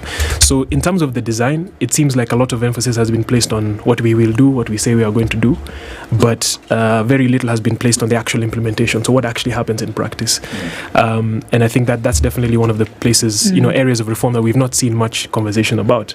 So for example, during the financial year, when the government introduces a new budget, or budget revisions, you could say the supplementary budgets. Historically, there's not been much public participation around that, right? So the budget is alive, it's active, and money is being spent. And now there becomes a conversation on these are some of the things that were unforeseen, and these are some of the things now we need to change in the budget. There's not much conversation around that, and so what happens is that you can end up invalidating 9 months of formulation of public participation. So in terms of how it should, I think both conversations are equally important, because it's important that you have a say in how we think that things should be done, and then when things are being done, that we also have a say in whether we think our standards are being met. So definitely both important. Right. It's interesting, Dr. Rogo, because also just in just looking at these 6 bills, these 6 finance bills, essentially, as they are. You can't call them 6 finance bills. Okay. 6 baby bills. Okay. Baby finance bills. Baby finance bills. Babies grow up. If they're fed, they will grow up. Yes. Right? Yeah. So it's interesting because there are 2 articles today. Number 1, Buddy, the CS, says cut grafts to end borrowing. Right? That's if you're going to stop, if you want us to stop borrowing money, stop corruption. And Kenyans have also warned the Treasury, do not misuse taxes. This is in line directly with what we are seeing with the 6 baby bills, right? So there is an outcry that people seem to be aware that, okay, we know that this has happened before. We're not going to allow it to continue to happen in this manner. We had a conversation before about what really needs to happen so that even, yes, we know that taxation is a form of revenue. It's necessary. But is there a way to use it responsibly and to show the people that actually the taxes that we collect, you will know that if we collect taxes and it's supposed to develop something, we will see a road, we will see 16,000 classrooms, we will see a robust health, we will see SHA operating because we put the money there, we will see things that were supposed to happen. So people will back off and say, okay, well, that's okay, you collected this money, we can see how it's benefiting us. Is there a way to do this responsibly? No, there is. And I think, first of all, it's not rocket science. Because one, let's call it for what it is. I mean, Buddy is using all the right words. I hope he has all the energy and the support to actually follow through with this, because graft is a big problem. Theft of public resources. We go around it, economic crimes, and then treat it with some, some beautiful gloves, as though it's a surgical procedure. It's not a surgical procedure. We know what needs to be done. If today you disappeared with this machine after work, the group knows what to do with you. Yeah. I mean, there will be no discussion. I mean, they won't call you to ask you, under what circumstances? Do you really need it? No, might you, what forced you, is it that your TV broke? How can we be of help? No. You will be discussing all those things from behind So unless rule of law is enforced, because what are you saying? NHIF, let me use that example. NHIF is now out but in, you don't know, whatever it is. But we did a study on NHIF, and biggest challenge with NHIF was graft. Period. It was known.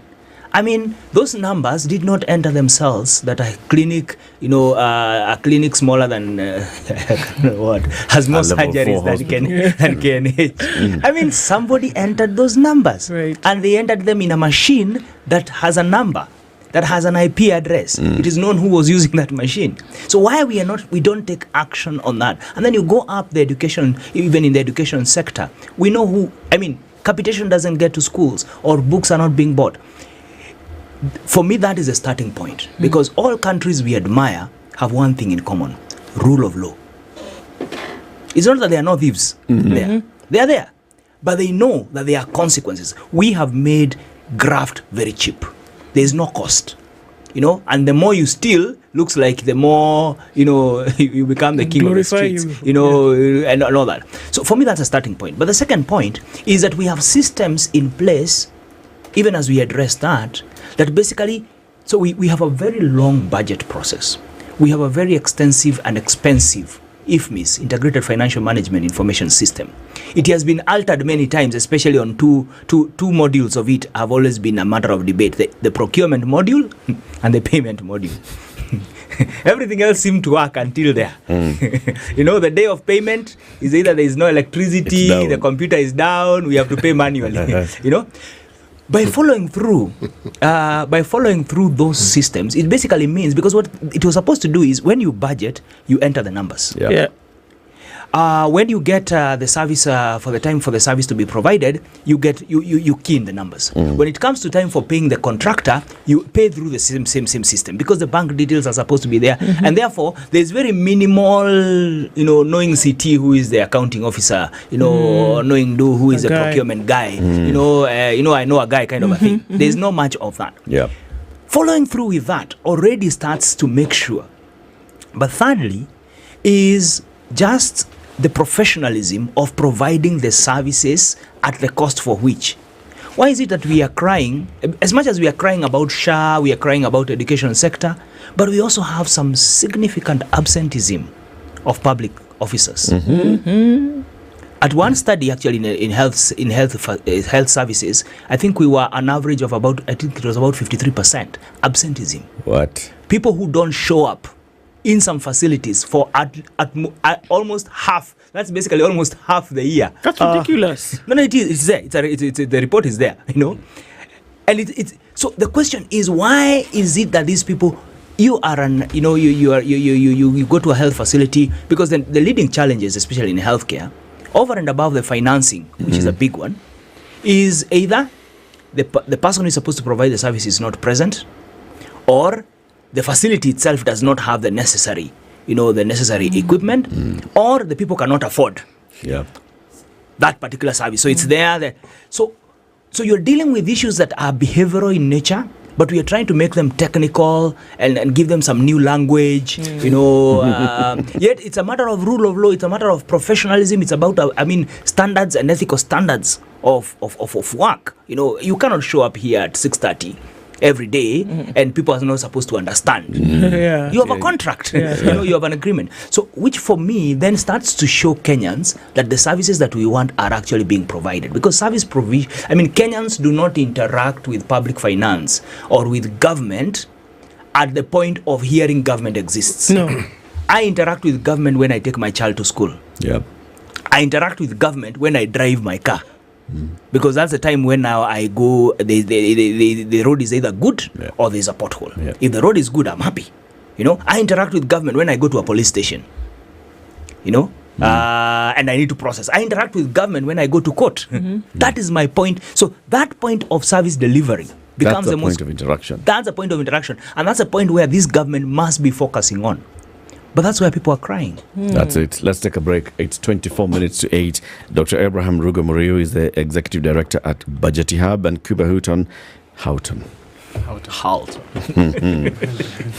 Cuba Houghton is a budding economist. He also works at the Budgety Hub, but he's here because he's Gen Z and we are discussing matters of public finance. So there are two things happening. Right now, the National Assembly Committee on Finance and Planning is listening to the public and taking their views on 6 amendment bills that have been proposed by the National Treasury. The Public Finance Management Amendment Bill 3 and 4, Public Procurement and Disposal Amendment Bill, the Business Laws Amendment Bill, Tax Procedures Amendment Bill, Tax Laws Amendment Bill. And from tomorrow, the National Treasury has already said tomorrow something is going to be happening. The national government will be conducting public hearings on its proposed financial year 2025-2026 and medium-term budget at the KICC from the 20th to the 22nd of November, starting at 8:30 a.m. daily. This is now where the National Treasury is coming to say this is what we want to do with next year's budget. Okay? So the budget process is actually ongoing. Are we all aware about this? Especially the majority population in this country, the youth, 35 and below. Are you aware that all these things are happening? We'll be back shortly and continue this conversation. This is the Situation Room, the only way to start your day.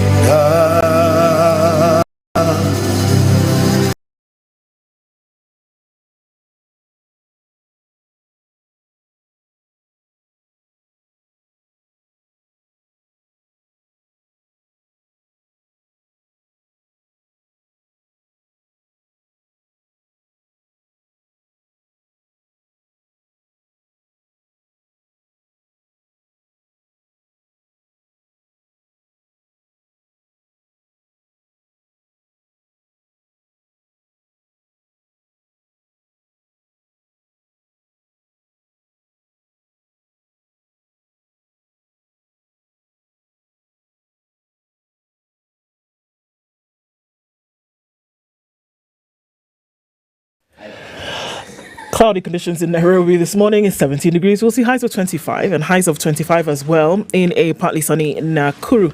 It's 15 and sunny in Nyeri with highs of 23, while it's sunny at 15 in Eldoret with highs of 25. Sunny at 28 in Mombasa, going to highs of 32, and we'll see highs of 32 in a sunny Malindi at 28. It's sunny at 22 in Kisumu with highs of 30, while at 19 Kakamega is sunny, going to highs of 28. Kampala sunny at 19 with highs of 28, and into Dar es Salaam at 25, we'll see highs of 31. Looking into a cloudy Johannesburg at 19, we'll see highs of 29, while Mogadishu at 27 is sunny with highs of 31. It's 13 and sunny in Addis Ababa with highs of 23, while at 25 Lagos is clear with highs of 32, and it's a mostly sunny morning in Kinshasa at 23, going to highs of 32 and lows of 22.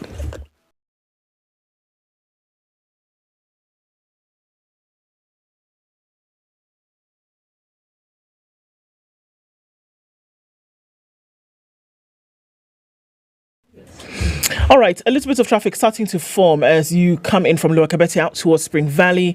And Limuru Road coming in from United Nations Avenue is also starting to pack up as you go towards Muthaiga, Thigiri Ridge. And now we're seeing traffic on Kiambu Road, and it's starting to build, further away on Mombasa, on the Thika Superhighway. Coming in now from that Allsops Junction, traffic is bumper to bumper. Kangunda Road was busy off the jump. We're still seeing some traffic then getting towards Outer Ring, and it's busy on Jogo Road going towards Landis. And there's Langata Road starting to star this morning as you touch on Uhuru Highway. The southern bypass looks good. That's your scenic route into the city. And there is the eastern bypass with a lot of traffic. Bumper to bumper through towards the Cabanas interchange. It'll take you through towards ICD at some point. Mombasa Road, the Greater on the other side. We're keeping an eye on all of this as we're into traffic hour now. SpiceFM KE on X, hashtag the Situation Room. Mature, intelligent talk every morning. Spice up yourself.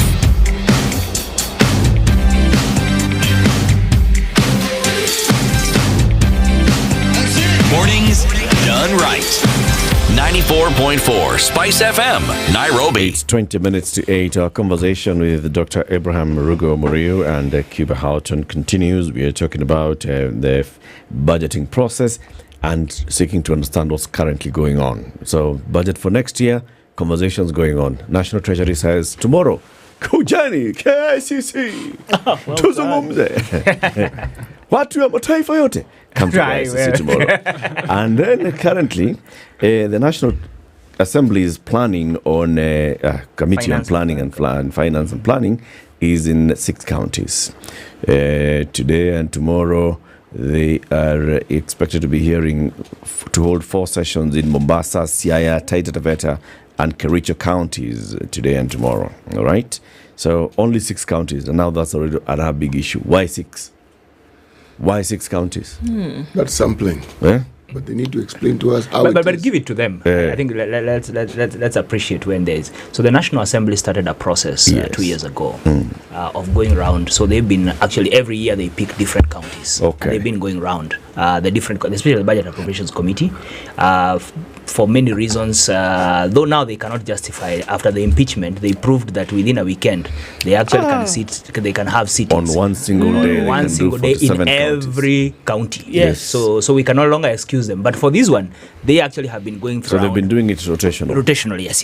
So they've been going to different counties, which is a good start. But also they need to be encouraged that in a day like today of technology, you actually can have a national conversation. That's the point. Yes. I mean, we all do it. That's the point. Abraham, you are being really a nice, kind, probably Christian Kenyan, and you are looking for a reason to justify and say, okay, let's accept that this is what they can do.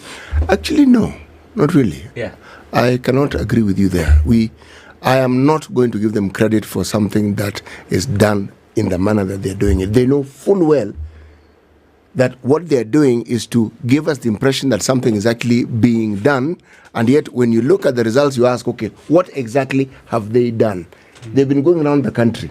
They went around the country and came up with a finance bill that people reacted to. So what did they do? What did they learn? What did they hear? Or are we saying that what they heard and what they took in is what led them to come up with that finance bill?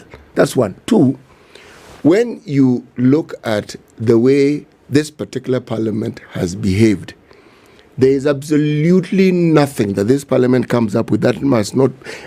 everything they come up with must be looked at through a microscope. You must look at every detail. Yes. Because there's usually mischief afoot somewhere. It's just that you can't visibly see it. It may appear to be microscopic. I'm saying this because if you look at some of the things that they have accepted, like government spending, you ask, wait, folks, we are already in a deep enough hole, and you're saying that it is okay for us to borrow money to spend more. Surely, is there not a problem here somewhere? There's a problem. And at the point I was saying, I applaud them for going out to listen. I don't. I don't. Yeah, which I encourage, and I think it needs to happen. That's why I said, Abraham, you're a nice person. What they are doing with that is where we are beating them, and we must continue to beat them, because even when I mean it's painful, because when they don't act on the proposals of Kenyans, which really has been our cry, then we have a big problem. So on that I agree with you. Yeah. On that front I completely agree with you. So I mean, then for you, Cuba, so because this is where the rubber meets the road, isn't it? Yeah. There's a lot of time that's currently being spent asking questions about what Kenyans think about how essentially you're going to use their money in the next 1 year. But that will you actually take the considerations of Kenyans into the decisions that you make? And isn't that where then it really matters? That you have to say, okay, fine, Kenyans have told you we want to see that if you said we're going to collect tax to be able to do this. Because essentially that's what you're doing. You're coming back to mum and saying, can I have the sweet?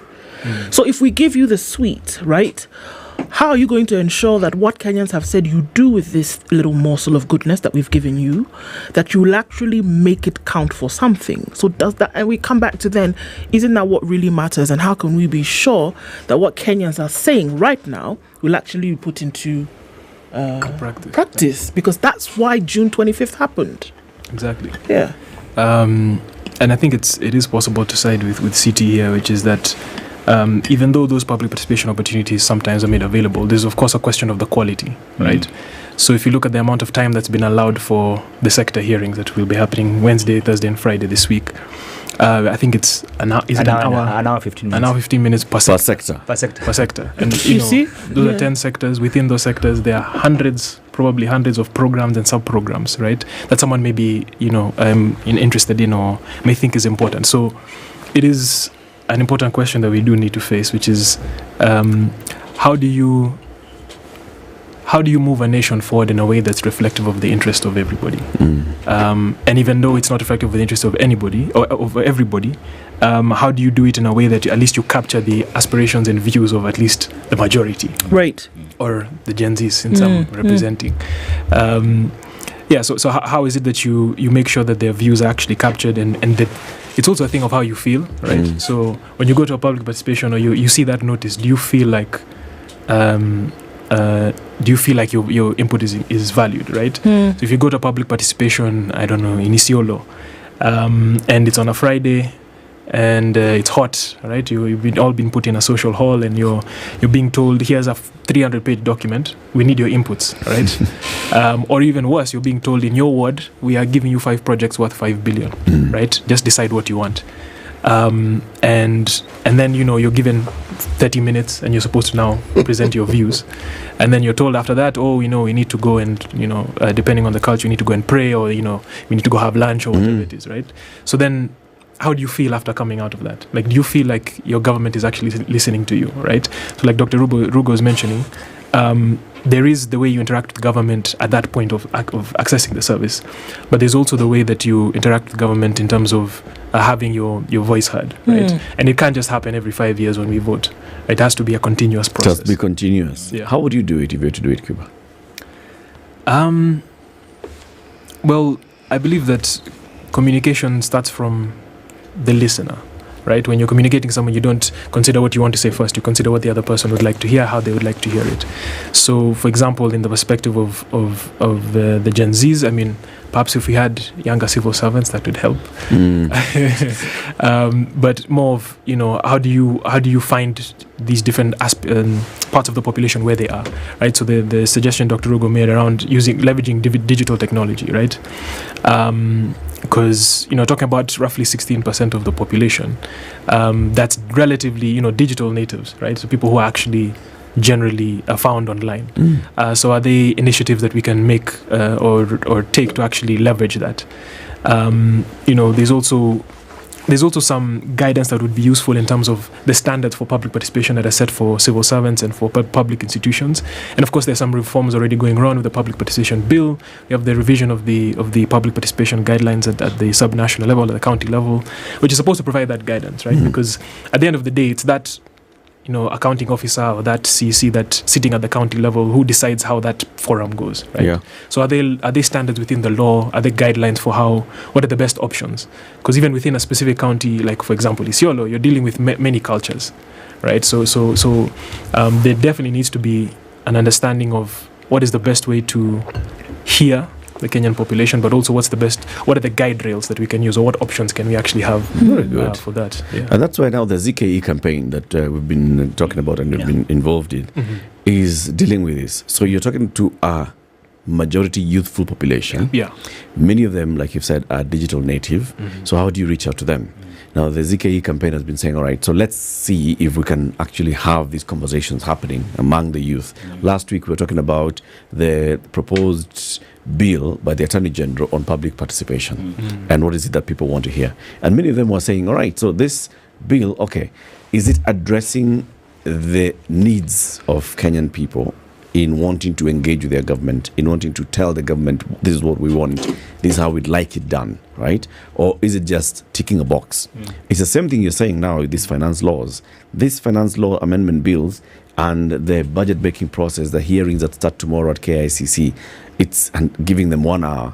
Is there any other way you could have done this to make sure that a majority of the people can actually participate and engage without necessarily having to come and queue at KICC and spend an entire afternoon waiting for their 1 hour slot so they can come and maybe present, maybe hand over a document, maybe, are there other ways in which you could engage? And this is... Ben Omolo is saying maybe what we should actually think about is, because the president is coming to address Parliament on Thursday with the expected State of the Nation address, he should first of all come and tell us what he has done in the budgets in 2023-2024. Correct. Before telling us what he'd like to do with the next year's financial budget, right? Yes. Come and account to the people.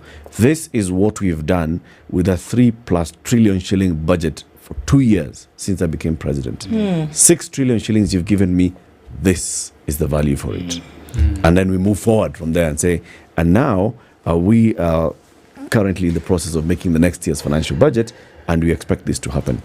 Of course, we know what he's going to come and tell us. The cabinet memo from last week has painted the picture. Things have improved. The country has stabilized. We are good. Yeah, I mean, for me, actually, I was going to say that one of the starting points, which I think will be very, very critical, is that any public participation, and we are pushing for this, has to start with what have you done from the previous budget. Yeah, and we are insisting that all reports, anytime we have a public participation forum, they need to start by saying last year, this is the amount we have been allocated. And even when, for instance, you are doing a budget, you're having conversations in November, you've already implemented 4 months. You've been at it July, August, September, October. You have something to report. The first quarter report actually should be out, the implementation report. You should be able to say, for the first half of the year, these are the things we've been able to do. And as you do that, even when the president comes to give the State of the Nation address, we need to have actually the right of reply. We need to be able to say, but on the ground, this and this and this and this. This is our state of the nation. This is our state of the nation. This is our experience. So, of course, the president has a challenge between the two statements that were released on the same day, the cabinet memo and the bishop's memo. They are two different countries, that were painted there. Clearly. And have continued to be. Because this is where he's split between being head of government, cabinet, and head of state, those two. Precisely. But this economy is being experienced by all of us. So it's critical that conversation being experienced differently. I agree. It's being experienced differently, but by majority, it is being experienced not in the most favorable and desirable way. So that starting with and Cuba has rightly said, put the information in a way that is consumable, but that information should be information that is encouraging me to be an active participant in society, want to pay my taxes, but also, why are we asking questions to people who cannot answer? This is what I mean. Why are you saying people need to pay tax yet they have no income? I mean, is that even a fair conversation? But does that not tell you that the people who are saying it are completely out of touch with the citizenry and the country that they live in? Yet, what we should be having a bigger conversation, and we had this discussion. Part of these laws all coming in, part of our position has been, why don't you face these discussions? Say, we are going to work to create employment for so many, then we will raise taxes by so much. Yep. So it's so that then you're not taxing me. Actually you start now taxing me, not collecting tax from me. No, you put it well. Yeah. So it very well. So that because if I don't have an income, then basically what you are doing is that now you have burdened the social tax, the black tax as we call it, of people with a regular income has just gone up. Yeah. Because first you are already collecting more from them. Two, we all run another 3-4 families. It's a fact. As long as you have a paycheck, as long as doesn't matter how much how much it costs. Our brothers and sisters across the world also do remittances, which almost are matching how much we borrow.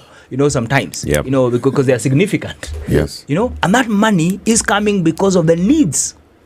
And some of these needs are not needs you can wish away. They are not made up needs. They are real. So for me, you have to balance employment, and that has to be the focus. That has to be the conversation. How do we make the business environment more conducive? Because right now, the burden of compliance, the burden of payment has become so much that it's no longer lucrative to do business here. And you see it by the number of companies that are opting to move. In the last 10 years, just how many companies have moved their operations from Kenya. Yeah. When they should have, and then now we are starting to to compete with people who we shouldn't quite be competing. I was very surprised when I heard, for instance, Boeing set up in Addis Ababa. Nairobi has much more to offer. And yet here we are. But isn't that the consciousness that we speak about? So if I can ask, that's the consciousness that we speak about. That then it would appear that then in another jurisdiction, that consciousness then exists. Yeah. Whereby they see and they can understand that certain policies then must be implemented in a certain way to have things done. Correct. You can't steal the thing. You can't steal the goose and expect that the egg on its own is going to. Yeah. But you bring in another subject of accountability. This is it. Yeah. For me, you can have as many numbers. These people will not. You see, they will go their merry way because they are accustomed to this impunity, and they expect that so long as they give the indication that they're taking a few boxes, we'll be content. Exactly. The accountability factor has to be constant. It has to be constant. Yeah. So this is my problem. Yeah. That we can have the reams and reams of paper policy and all of that, which everybody knows what you should do. The financial experts, the economists, the accountants, everybody who's holed up in treasury or anywhere else knows what is supposed to happen. They practice this on a daily basis. We know the stuff. But for me, it's another level of consciousness then that must be applied if we're going to see any of these things come to fruition. How do we do that? I think that becomes, how do we do that? How do we not steal the thing? How do we not be irresponsible economically? How do we actually have development of an economy in your foresight? How? Rule of law? Yeah, I mean, and that is not something you can wait upon the goodness of my heart. Yeah. Yeah. The hearts of many, as a good book will tell us, are desperately wicked. Yes. And scheming of evil. So it has to be enforced by the rule of law. There must be a cost. There are two things that must happen. There must be a cost for wrongdoing, and there must be a reward for right. Because today we don't seem to be celebrating public officials who do well. But for me, I think it's a conversation that needs to continue happening. Let's plug in your conference. Yes. Right. And that part of that is that as Budgeti Hub, one of the signature engagements that we are starting is a public finance conference. We've not had one in this country, which basically brings together players from all quarters, treasury, counties, private sector, civil society actors, and we're going to be having one this end of this week on 21st and 22nd. Interestingly, it actually coincides with the sector hearings. That was not the initial plan, but there we are, and we are going basically to be participating in both processes. The idea is to come and say, guys, we've moved our country up to where we are, but we can do more. Let's come together and have a conversation that perhaps is a bit more neutral, where we can look at problems for what they are and think solutions, think a difference, because we owe it to ourselves to build this country. That's because no one else can build it for us. Dr. Abraham Rugo Murio, Executive Director at Budgeti Hub, Kiba Houghton Jr., an economist, a Gen Z economist. As you leave the room, go with this email in your head, right? Yeah. prioritybanking.ke@sc.com. prioritybanking.ke@sc.com. That's Priority Banking for Standard Chartered. Email them, tell them, I got money. I want to make it to convert that money into wealth. All right? I'm already a member.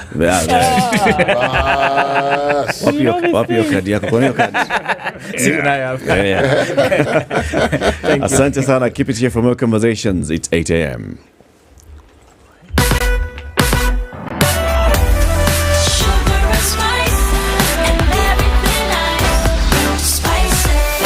Spice up your life.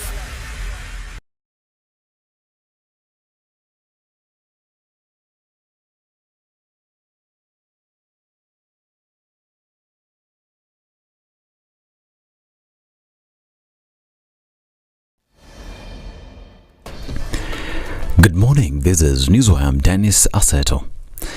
The 5.6 million shillings donation from President William Ruto and Nairobi Governor Johnson Sakaja to the Soweto Catholic Church Sunday will be returned to them. In a statement, the Archbishop of the Catholic Diocese of Nairobi, Philip Anyolo, said the funds already received by the church would be returned to the parties involved. Bishop Anyolo said politicians are welcome to attend church services, although they are encouraged to do so as ordinary believers without using the political funds to show off any grandeur. The bishop stressed the importance of religion maintaining the dignity of places of worship without allowing them to be used for political purposes, a statement that is in line with a statement by the Anglican bishops in the country. They should go slow on their attack on the Catholic bishops and the church leaders whenever we speak against corruption in this country. We are soon going to call for a national prayer to call all corrupt people into account, and for those who fail, we will courageously declare curse upon them. This as Muslim clerics joined their Catholic counterparts in demanding accountability from the government amid growing concerns over its handling of key issues. Led by Chairperson of Council of Imams and Islamic Preachers in North Rift region, Abubakar Bini, they maintained that religious leaders are simply pointing out the ills of the government and not in any way being adversarial. Wasilichukulie jambo lolote ni siasa kujibizana katika mikutano ya hadhara, kujibu viongozi wa kidini, bali wayafanyie kazi ule ushauri utakaotolewa, kwa sababu viongozi wa kidini wana wajibu mkubwa wa kuitumikia jamii. Mtoto anapokwenda kwenda shule, viongozi wa kidini wana haki ya kuzungumza ikiwa matibabu si mazuri, ikiwa elimu si nzuri, ikiwa uchumi si mzuri, kwa sababu inawaathiri zaidi wao wanapokuwa katika nyumba zao za maamini. Church leaders from the Nyanza region as well condemned the country's current state of governance. They highlighted concerns over political oppression, corruption and the neglect of critical sectors like education, health and security. They emphasized the urgent need for the government to address the challenges that the country is facing, including the chaotic transition from NHIF to SHA. We want to assert here that the new creation like SHA will never solve the problems that NHIF could not if systemic issues, management and corruption are not addressed. The scope of coverage of SHA medical benefits must also be commensurate with the member's subscription, and anything less must be rejected. We demand a comprehensive medical policy that will include employment and remuneration of all our medical practitioners. Now, Health CS Deborah Baraza is assuring you that the government is committed to clearing the pending bills owed to facilities that offered services under the defunct NHIF. Baraza noted that the government has paid 5 billion shillings of the 19 billion shillings outstanding bill. She added that an additional 2.5 billion shillings will be paid by the end of this week. Baraza spoke in Kisumu at the Jaramogi Oginga Odinga Teaching and Referral Hospital during a routine evaluation of the Social Health Authority or SHA rollout. She is urging you to register for the new healthcare scheme. Our kind request is that we need to encourage SHA registration. So we are calling upon our political elite, we are calling upon healthcare providers, any stakeholder in health to support us communicate right from the community level, that's the grassroots level, up to the higher levels of care, that it is critical that people register for SHA so that they can be able to access services. Yes, the indigents as well. Now, the government through the Ministry of Health has initiated the process to regulate the cosmetic surgery industry in the country through a nationwide crackdown targeting non-compliant facilities. Public Health and Professional Standards PS Mary Muthoni says it follows the recent tragic death of a city woman due to complications from a cosmetic procedure offered at a city clinic. The PS said a joint team of health regulators led by the Kenya Health Professions Oversight Authority has identified 34 plastic surgery centers and 126 beauty and medical spas. This is Newswire. I'm Dennis Aseto. Good morning.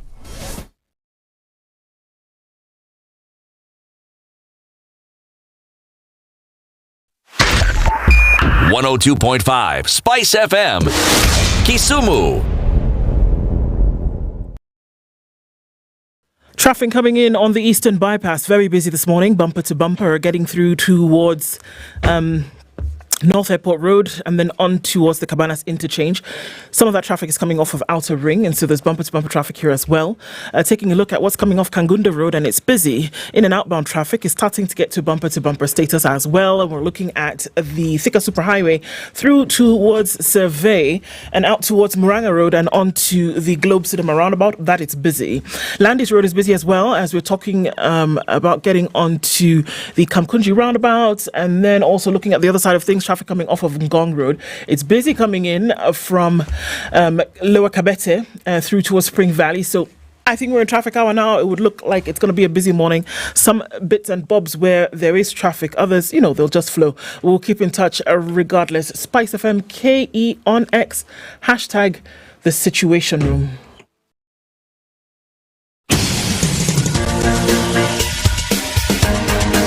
This is The Situation Room, the home of hard-hitting political commentary and penetrating insights about the state of the nation. This is a talk radio experience like no other. The Situation Room, a place for hard truths, debates, and elevated conversations. The Situation Room, witty, political, engaging, deep, controversial. In the room, we have C.T. Muga, researcher, academic, seasoned political observer, a fountain of wisdom in these politically uncertain times. Ndu Okoh, Nigerian by birth, Kenyan by choice, communications expert, Pan-Africanist, a truth seeker and believer in people power, and Eric Latiff, agent provocateur, the man in the chair, seasoned journalist, news hound, a man who believes in punching up, not down. This is The Situation Room, the only way to start your day. It is 7 minutes after 8. Thank you for keeping it locked. Karibu sana to the third hour of The Situation Room, and we are happy always that you're here. Let's remind people, why are we telling people to email prioritybanking.ke@sc.com? Because actually it's all about priority with Standard Chartered Bank, isn't it? That when you're looking at how you can grow your wealth, when you can invest, where you can put up an education policy, where you can sort out your health for the future, you are the priority. But beyond that, also making sure that when you do come in to access the services, that you are essentially treated as the priority. With a one-on-one account manager to handle your issues in in a spot whereby just you and your privacy are taken care of, and you're dealt as though you are the sole customer of the bank. And that is for everybody. Definitely a life that you want to experience with Standard Chartered's Priority Banking. Email prioritybanking.ke@sc.com. Kabisa. Now, we always appreciate the fact that we don't just broadcast to people in along Mombasa Road in Nairobi, or people in Nairobi, or people in the Republic of Kenya alone. We speak to people all over the globe, whether they are Kenyans or not. And in fact, we like it because very many Kenyans who are outside of the country follow this show at various times of the day, whenever they find some time. There are very many people who are in the diaspora. More than 4 million Kenyans are out there somewhere, starting with Uganda, to Somalia, to Tanzania, South Sudan. What are those other countries that neighbor Kenya? Tanzania, I've said. You said so. Ethiopia. Ethiopia, Rwanda. Well, neighboring. You didn't ask next to. I said bordering. Bordering, then South Sudan. Okay. And the Indian Ocean. Indian Ocean. People in the Indian Ocean, Yes. All of them. Now, there's something about the right to vote. The Constitution gives it as a right for every Kenyan to participate in electing their leaders, and mandates Parliament to enact legislation that will enable accessible voting for all, including those residing outside of the country. So far, there are only 10,503 registered diaspora voters. Out of those 4 million people that we talked about, only 10,000 of them are registered as voters. And one of the people who has been really pushing this issue of diasporans and voting and participating in matters of governance in this country is Danson Mukile. Danson lives in the United States of America. Where? Dallas, Texas. Texas. Yes. And he keeps coming here and going back home. Hasa, for example, amekuja Royco imeisha, amekuja kuchukua Royco, unga ugali, sukuma wiki, majani chai, sausage ya Kenya, sausage ya Kenya, na sambusa. Arudi nayo America to restock. Karibu sana Danson. Asante. Good to see you here. Thank you so much, Latiff. It's good to see you. How's it been out there? It's been good. Working as usual, sending money back home. We are now clocking at 650 billion. What? Kenya shillings. Per year? Yep. Actually, just like Dr. Abraham was saying, this is actually, it's more than the domestic borrowing. Yes. It's double the domestic borrowing. Yes. 600 billion shillings. We do not need to borrow. We don't need to borrow. No, we don't. We can actually pay the salaries of the whole government. The 650 is almost closer to the wage bill. Where? Yeah. How does this money come into Kenya? It comes through supporting families, school. Like I have my cousins, nephews pay school fees. We also invest directly in our businesses. Like I have a startup IT company, so we pay taxes as well. So there's many ways people bring money here, but we've been having a lot of issues with it. Is it an NSSF? Is it, there has been a lot of conversation. Even the parliament has not really classified diaspora remittance is under which category. We just call it remittance. We just call it remittance. Yeah, there's no law at the moment. Okay. So they've been trying to juggle around. They're talking about the remittance tax, things like that. Yeah. Oh, they want a bit of tax from that money that's coming in. I think I've seen the CS. They're really looking for ways to. Yeah.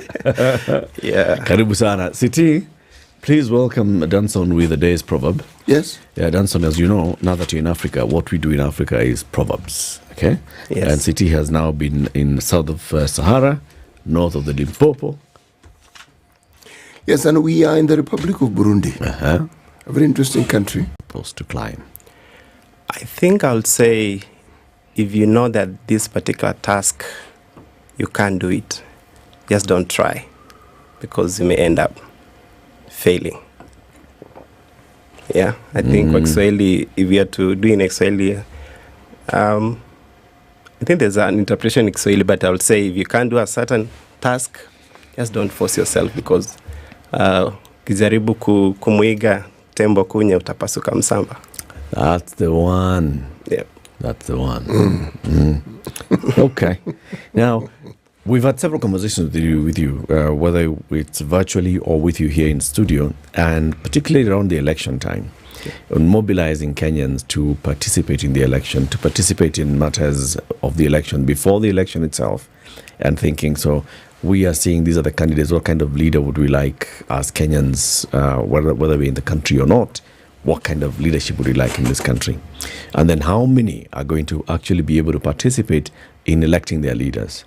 The law currently says that those in the diaspora can only participate in electing the president, right? It's actually a regulation. It's an IBC regulation. And we have the petition 25 of the Supreme Court 2014. IBC was fighting it, so it accepted, say it will do progressively. Say, let's start with the president, then you can go to the governor, then you can go to the MP. But as it is, it's just still the president. Okay. Yeah. But the people in the diaspora would like to participate in all the 6 elections? Yes, they want to participate. Whether you're in Texas, you want to participate in electing your MCA, your governor, your MP, your woman rep, your senator, all the way to president? Yes. Okay. Because these people, they live in our constituents, right? And these members of parliament, the decisions they're making in the parliament, they're actually affecting directly our families in our constituencies. So having a right to choose them as well, it will have an impact, so that it can be like, I'll have an opportunity to listen to the people who are living outside the country as well as inside the country, because to me, to be honest, even we should not be having this parliament at all. They have really failed. Yeah. Failed. Does the law then also restrict, if you're a Kenyan with dual citizenship, can you participate in these elections? Yes. Can you participate in American elections? Yes. Where? So you're choosing a president for America and choosing a president for us? I pay taxes as well. That's a good thing. In both countries. That's a good thing. In fact, why don't we introduce a law that allows you to have even 3 citizenships? Yeah. It was 1, now we're 2. Why not go take it to 3? So as long as you're paying tax in that jurisdiction, it's fine. Choose a leader in that jurisdiction. Yes. Makes sense to me. But they have deliberately made sure that they defranchise the whole thing. How so? There's no law. As you read that particular section of the Constitution, the Parliament is supposed to enact a law for progressive registration and voting of the diaspora. But they have not done so. 14 years since 2010 Constitution was promulgated. 14 years they have not done it. So that's why I felt that I talked to some of the people in the diaspora and we came together. And you say, why can't you just read the law, find those specific areas that we feel we need to fill in? And that is why we're coming up with the proposal to amend Elections Act 2011 so that we can anchor the diaspora inside the law. So since 2010 Constitution, you said they've not done it. What is it? Nothing at all as concerns diaspora involvement? Nothing. When you say it has not been done, what has not been done? There has not been any proposal in Parliament towards this. The only thing that has saved us is the judiciary. We have been going to court. The diasporians have been going to court. Then you get a court order telling IBC do this and this. But there has never been a law that now directs IBC that when it comes to the diaspora, this is how you're supposed to make sure that the right to vote has been accomplished. So that has been an issue, and tumeanza mapema. We want to fix this thing early so that we get closer to 2027, you don't defranchise majority of the Kenyans in the diaspora. But there's something I find interesting here with your proposed bill, where you suggest that 2 seats, man or woman, be allocated to the diaspora through party nominations in the general election. Good suggestion. How exactly, once you are, the nomination bit it's not confusing, it's simple. And then once you are nominated, then what? Nominated where first? In the Parliament and also the Senate and the Counter Assembly. So there has been an issue. In all legislative assemblies, you want diaspora representation? Yes. Okay. At the moment, we don't have any. We have parliamentarians who are ex-diasporians. Yeah. But when I try to talk to them, they're like, I'm concentrating to my constituency. I was elected, Yeah.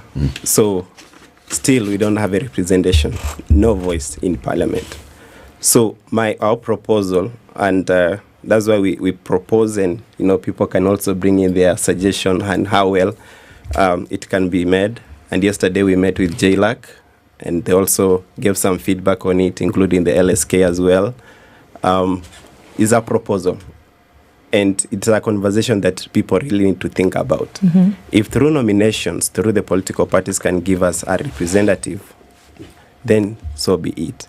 If through election, if we need to elect our own individual, which is we have to go to the stretch of amending the constitution through a referendum, which is, I don't think is we don't have a constitutional moment at the moment. The big boys, they are focused on something else. Mhm. So I'm suggesting through nominations, then if we can go through, and that will include now amending the Elections Act, we want at least the diaspora be classified under the special groups that we have in the constitution. As minority marginalized. Yes. Okay. This is a sensitive question. Sensitive in terms of hurting people's feelings, but it has been brought up over and over and over again. That why should folks who make the decision to leave Kenya for whatever reason, schooling, education, then make demands about governance and how things are run back home when you decided to go? It's a very popular question. I'm sure you've heard it many times. So then why is it important that folks who've decided to go and live and work somewhere else want to be involved in the decision making what happens back home? I've always told people we don't choose where we are born, but you can choose where to live. You have a choice, like you chose to be in Kenya. So we have chosen to live outside because of the situation that is here. But majority of Kenyans who live, and I've been telling people that if you look at the situation that made people to move in early 90s and 80s, most was political. The current one is not like that. People are looking for jobs and come back. If you look at the span of Kenyans, initially if a Kenyan will move abroad, you may stay there maybe 8 or more than 8 years before you can even hear anything. Si tulikuwa nasikia ango yetu fulani yako ngambo. Somewhere. But at the moment, in a span of 4 years or 5 years, you'll see this person still coming back. So there's been changes.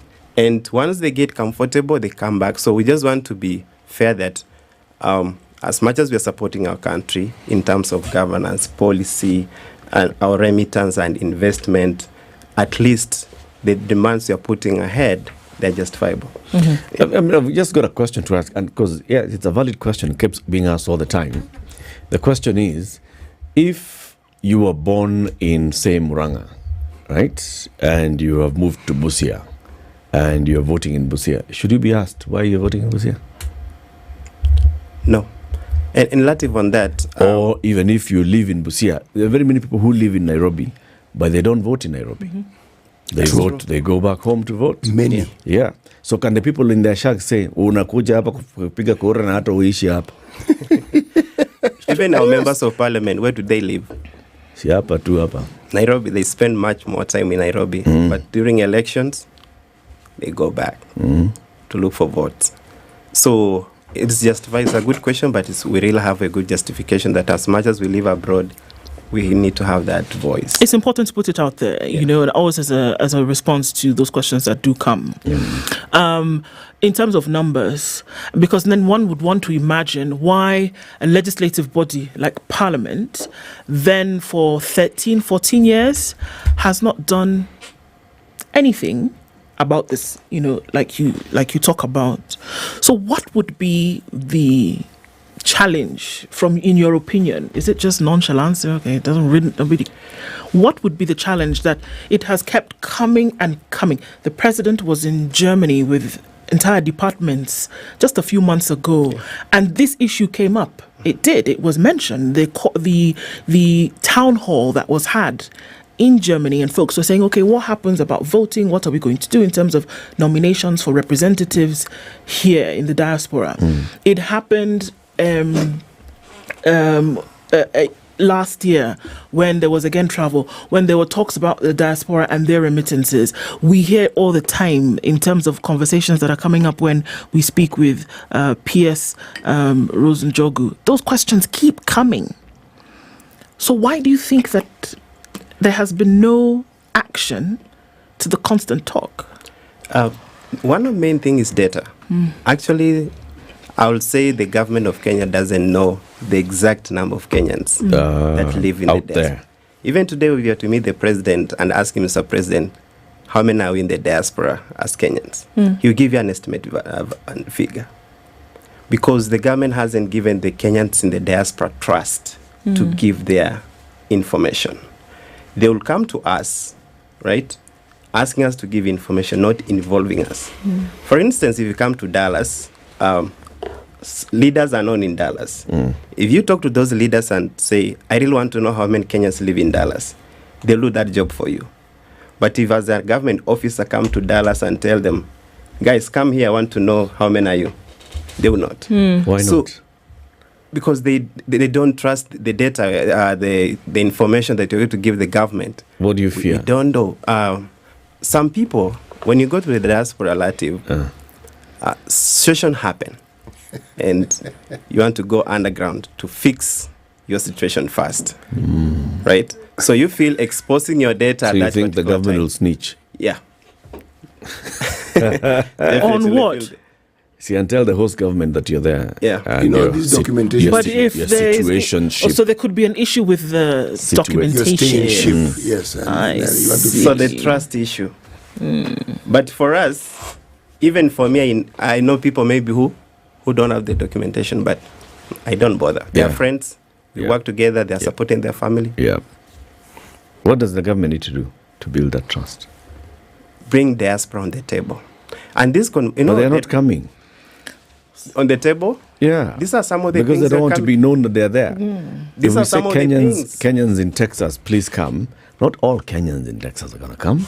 Because there are some Kenyans that don't want the government to know that they're there. But under which structure? You know, we need to have a structure. Diaspora is a very volatile and very political people. So when you want to engage them, first of all, engage their leaders. That is where the government has failed.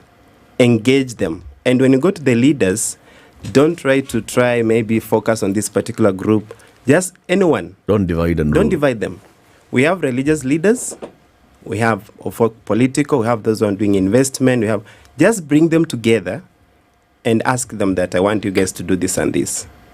And in return, we are passing your laws. Whatever you're asking us, you're going to do it.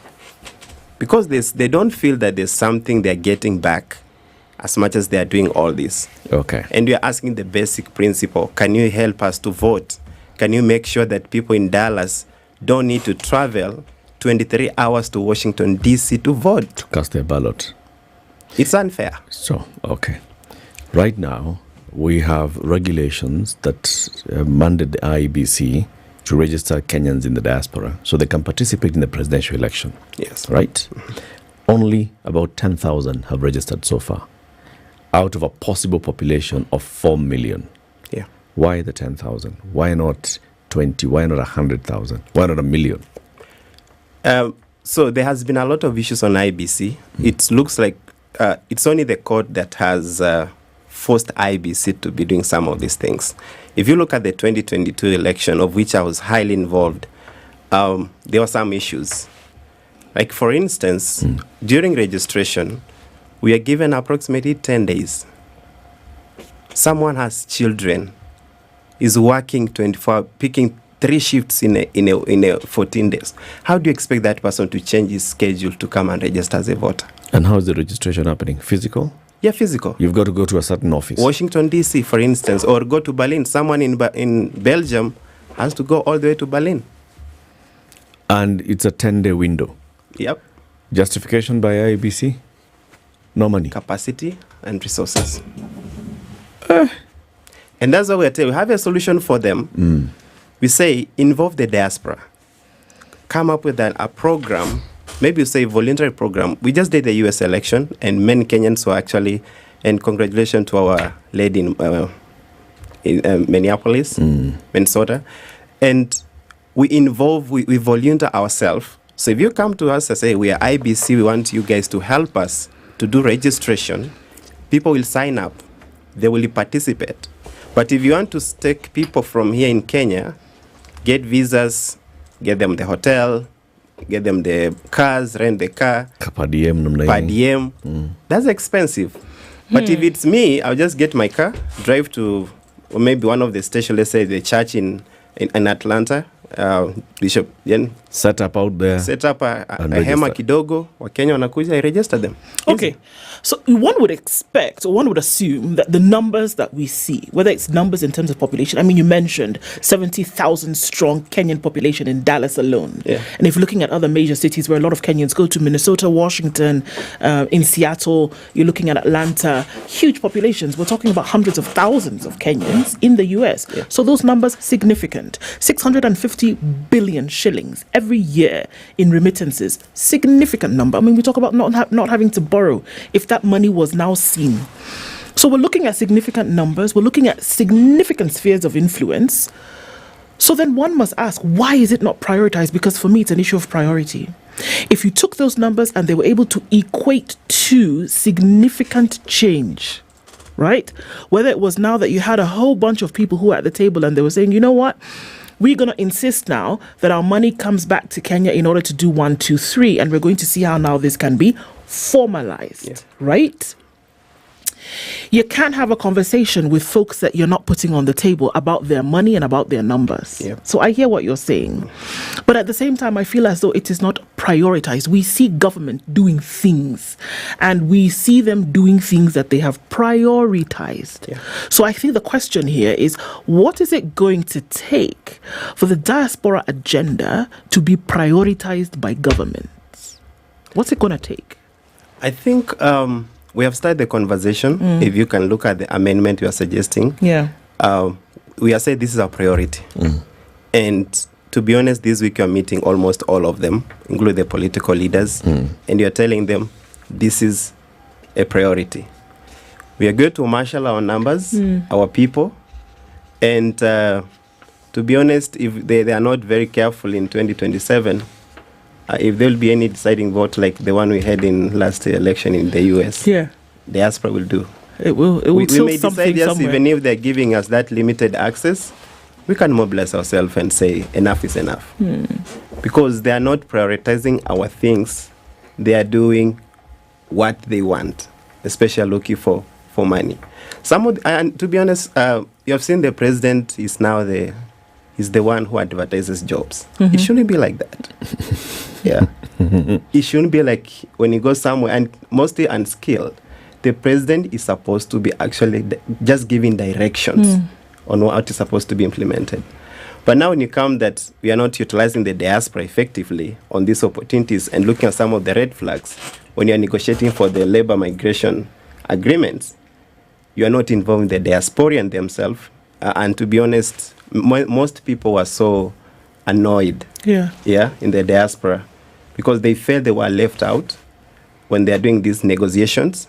When you come to the US and you want to bring nurses to Texas, for instance, if you use Kenyans who live in Texas in the negotiations, you may strike a bigger deal.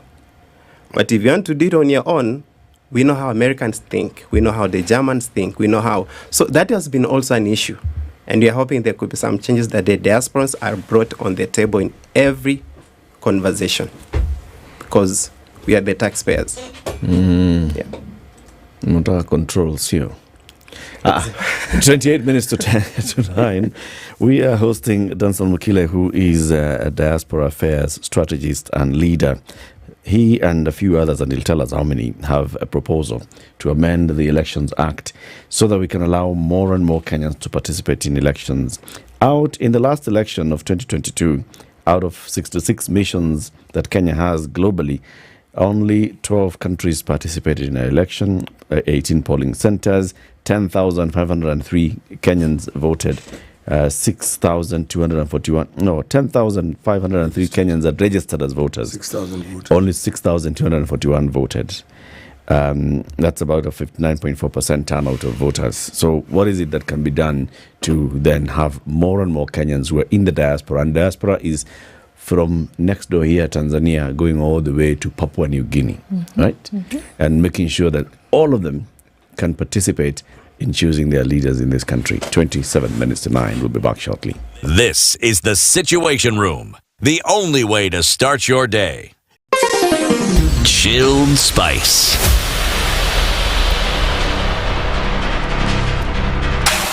The weather with SpiceFM. All right, so partly cloudy conditions in Nairobi this morning at 18 degrees. We'll see highs of 25 and highs of 26. In a sunny Nakuru at 17. It's 16 and sunny in Nyeri with highs of 24. While into Nakuru, Eldoret at 18. It's mostly sunny with highs of 25. It's a sunny morning at 29 in Mombasa and at 29 in Malindi. Sunny at 24 in Kisumu with sunny conditions at 22 in Kakamega. It's sunny at 22 in Kampala with highs of 28. While at 28, it's sunny in Dar es Salaam going to highs of 31. 20 and sunny in Johannesburg with highs of 29, while at 29 it's sunny in Mogadishu with highs of 31. 15 and sunny in Addis Ababa with highs of 23, while Lagos is clear at 25. Kinshasa is cloudy at 23. SpiceFM. Nyeri. All right, so what are we looking at now? Still smack dab in the middle of traffic hour. And the Eastern Bypass teeming with traffic this morning, then getting through towards North Airport Road. Looking a lot better on Kankunda Road. Outer Ring has not given that fever this morning, so yay. Until you get at that exit towards North Airport Road and in from North Airport Road, that's to have a little bit of a hold up, but nothing too painful. Jogo Road busy, Landis Road just as busy as well, and Aerodrome going towards Uhuru Highway is busy. So the road from Langata Road crossing over towards Lusaka Road and in the other direction as well is very busy. The Thika Superhighway coming in from Survey towards Muranga Road is busy. And now is when we see traffic really starting to pile up coming in from James Gishuru out towards Waiyaki Way. Inbound traffic from the Red Hill Link Road continues as you get towards Waiyaki Way. Let's see what happens in about half hour or so. SpiceFM KE, hashtag Situation Room. Mature, intelligent talk every morning. Spice up yourself.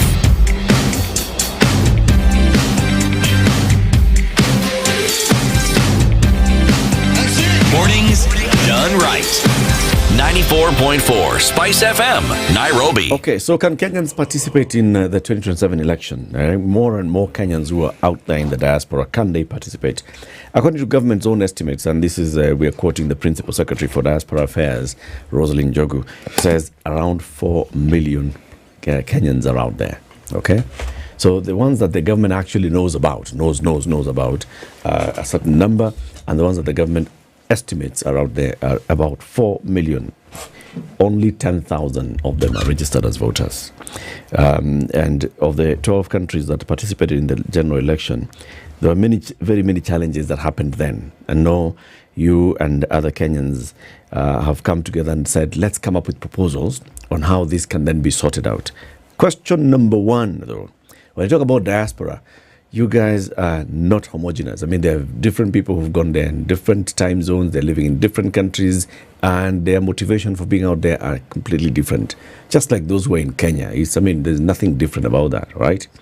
But then, even among diaspora leaders, do you speak the same language? No. Like I would ask you, how many diaspora leaders have participated in drafting this proposal? We don't speak the same language. Because I've tried this. I think this is one of the group that actually have tried to put diaspora leaders involved, because for a long time there have been always supremacy and who is leading which organization. They will register an organization, have getting some support. It hasn't been an agenda for the diaspora per se, but it was more of a certain region. So if the UK or the Europe team comes up with an organization, maybe for the diaspora, then the US team will be like, you're UK. That's Europe. Yeah. So, but this one I've tried. I didn't do it 100% because it was more of drafting. Hasn't gone to the public participation yet, just putting the ideas together. So we are about 90 leaders spread across the world. And out of which they have really shared a lot of insights and making this draft to be the way it is at the moment. But once now, yesterday we gave it to the jailer committee and they're going to look into it, and they have given us good feedback. So once they resume next year, I think they're going for long races in February. So they come back in February. We'll be having a follow-up conversation with them If it goes to the floor of the House and now it goes to public participation, it will now be a whole diaspora to be involved, because it's so hard to do a drafting a bill with 1 million or 10 million or involving everyone. It's you can't even come up with a sentence. Okay. Yeah. So I've really tried. I know some are not happy, as always, but as a leader, you have to make some hard decision. On this matter of representation, the country you now live in, remember, that was the clarion call for the independence. No taxation without representation. Exactly. Now, here we are with fellow Kenyans in the diaspora. Let's say the nomination that you seek is granted. Have you figured out how this will work? I mean, you have a representative, say, in Europe, a representative in North America, a representative in South America, etc., etc. Yeah, so it's a bigger issue that is the governance structure of the diaspora. At the moment, we don't have a single governance structure. There has been an attempt to do an umbrella organization in the diaspora to have a single voice. It has not worked. But why do you want a single voice? Not like at least the majority. For us, we have issues in the diaspora that are common across, like the right to vote. It's an issue that's spread across the diaspora. Yes. When it comes to social welfare, it's an issue that's spread across the diaspora. Then we have those specific targets, the issues that American diaspora goes through is a bit different from the Middle East. So they are segmented in that form. So, yeah. Let me ask the question. Would you say, for instance, the Kenyans in the American diaspora are a homogeneous group? The answer will be no. No. Precisely. Yeah. So, I'm sure the same will be said of Europe, the same will be said of the Middle East. The question I'm asking is it possible to get an acceptable mode, form of homogeneity so that you know these are things we agree on, these are things which we allow those in Texas wafanye, hiyo ni yao. Those in the South wafanye, wherever it is wafanye, that sort of thing. Yeah. Because if you are asking for representation and that commonality is absent, even if it is granted to you, that's why I asked the question, how will it work? So, as we are doing the proposal for the legislation, we actually is still work in progress on that as well, and it will come all the way back to the coming up with the diaspora, like a structure. We are suggesting maybe a council or a board, but through a legislation, of course. So that one, it kind of now segment those specific issues in specific region. But for the nomination, it's purely political because some diasporians, they're not interested in politics at all. Some are just focused on investment. Are they? Yes, but they're interested in being represented. Is that not so? Yeah, they will. You see, my point is, your ask should be accompanied by a suggestion or a proposal of a structure that would work. It makes it easier because the one can then see a roadmap and see what you want, it will end up there. But right now, it is actually up in the air. But if you say political parties to nominate 2 people from the diaspora, that's the same way as we've said, political parties to nominate 2 people representing youth and persons with disability.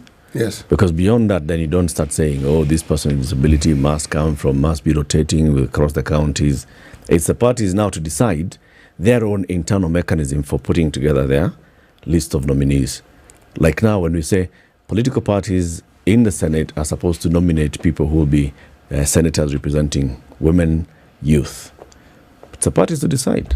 It is. And we end up with the various senators who will be nominated. So we do. If I was to give you a suggestion, we gave the UDA party. So there was a certain structure of how they are supposed to have the diaspora leaders in their party, including having chapters across the world, different diaspora chapters.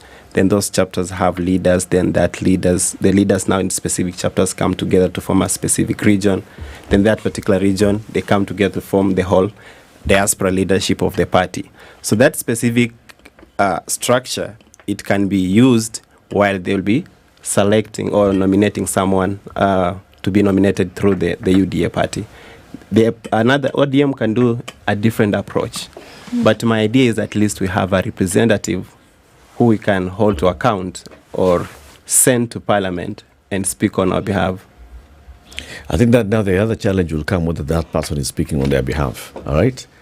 Right now, those who have been nominated to Parliament to represent the youth, there are many people who in the youth category would say, this one doesn't even speak on our behalf. People have elected people, and not to represent matters of women, but just because of the issue of balancing the numbers in Parliament. We have a position called woman representative, not women's representative. It's a woman representative. That's the title of that position. But you hear, every time a woman stands up to speak, it'll always be there.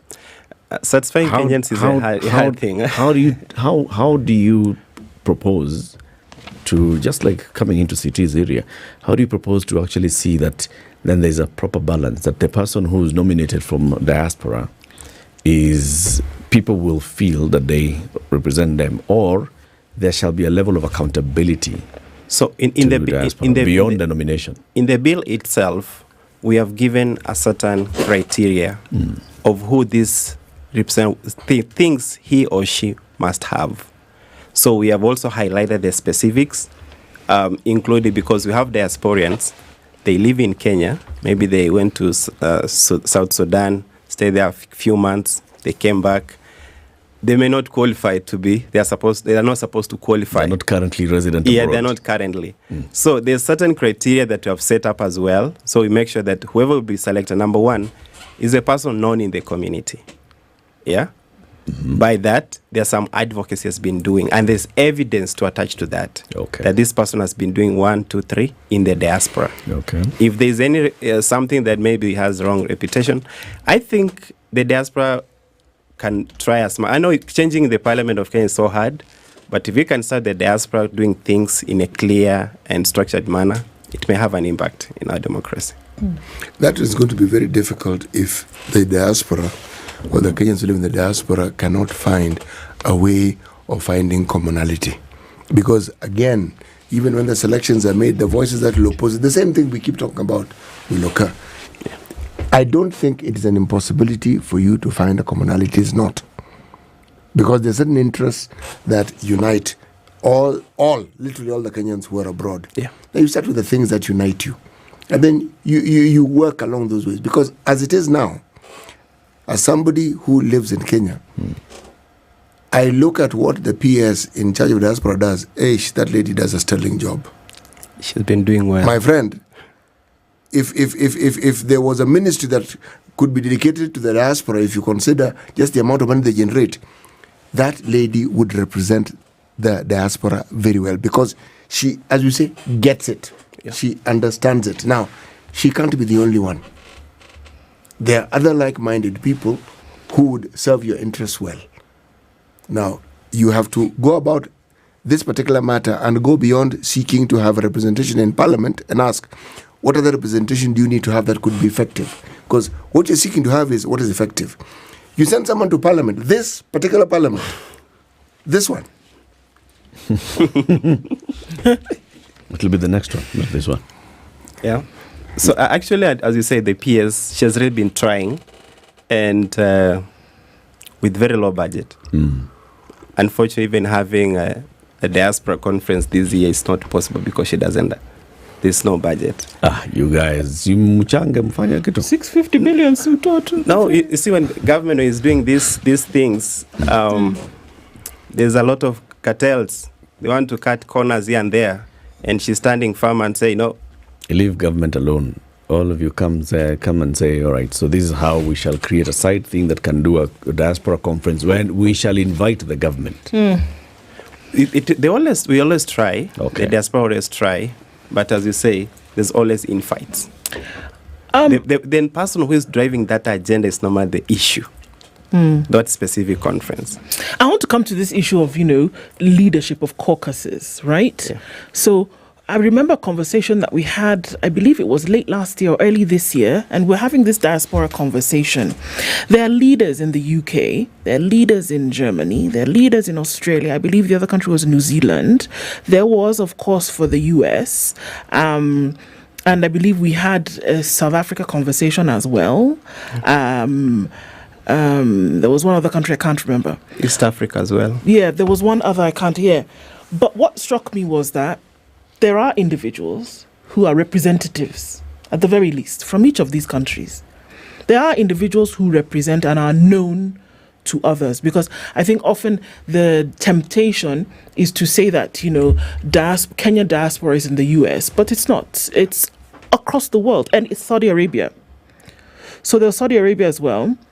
And then you ask, is it possible for the leaders who are recognized in the diaspora in all of these countries to form a caucus of their own, so that without, you know, having to scratch your head and wonder, okay, so who's the person that has to deal with this? You wake up in the middle of the night, somebody asks you who's the person for the UK, you go, you know who that person is. The same way you know who your member of parliament is for, you know, wherever. You know who that person is. Mm-hmm. So it sounds like that could be the issue, that people don't know that, okay, this is the person. But we know, I believe we know who they are in these countries. So what stops it if we're looking at levels now to say, okay, there's no representation at parliament, but if we can come back and say, can these representatives who are known form a caucus, and then from there these conversations start to move forward, as opposed to one person trying to do this and then backtracking and saying, okay, this is where we are. Is there no room for such a thing? Thank you for the... No, one of the hardest questions for the diasporan is to unite those leaders. It's hard to unite the leaders, okay. It's very hard. They will come together, discuss, but maintaining the momentum is a hard call. Because some of them, we develop specific interests. Yeah, just the way we have in Kenya. Yeah. Maybe this one is getting mileage in the political space. This one is getting some mileage in the investment space. Then they start now fighting. There has been there.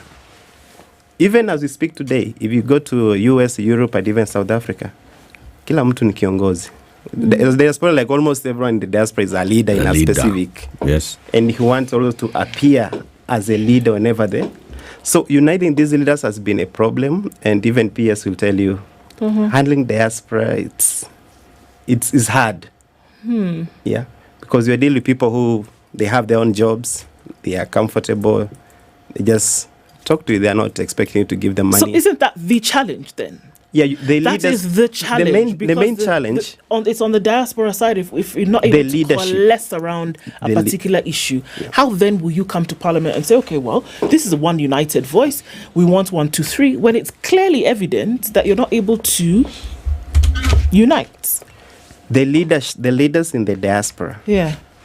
Unless they unite them, and that's why even when we talk to some of the politicians here, they don't take the diaspora so serious because they see how we fight each other. So in the social media, we go to X-Space, we're just talking on each other. You take all these bad traits we have in Kenya and you export them.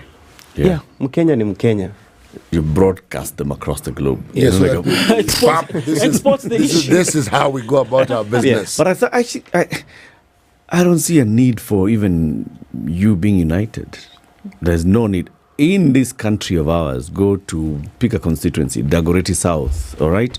There's one guy in parliament, his name is KJ, but not everybody listens to KJ and agrees with KJ.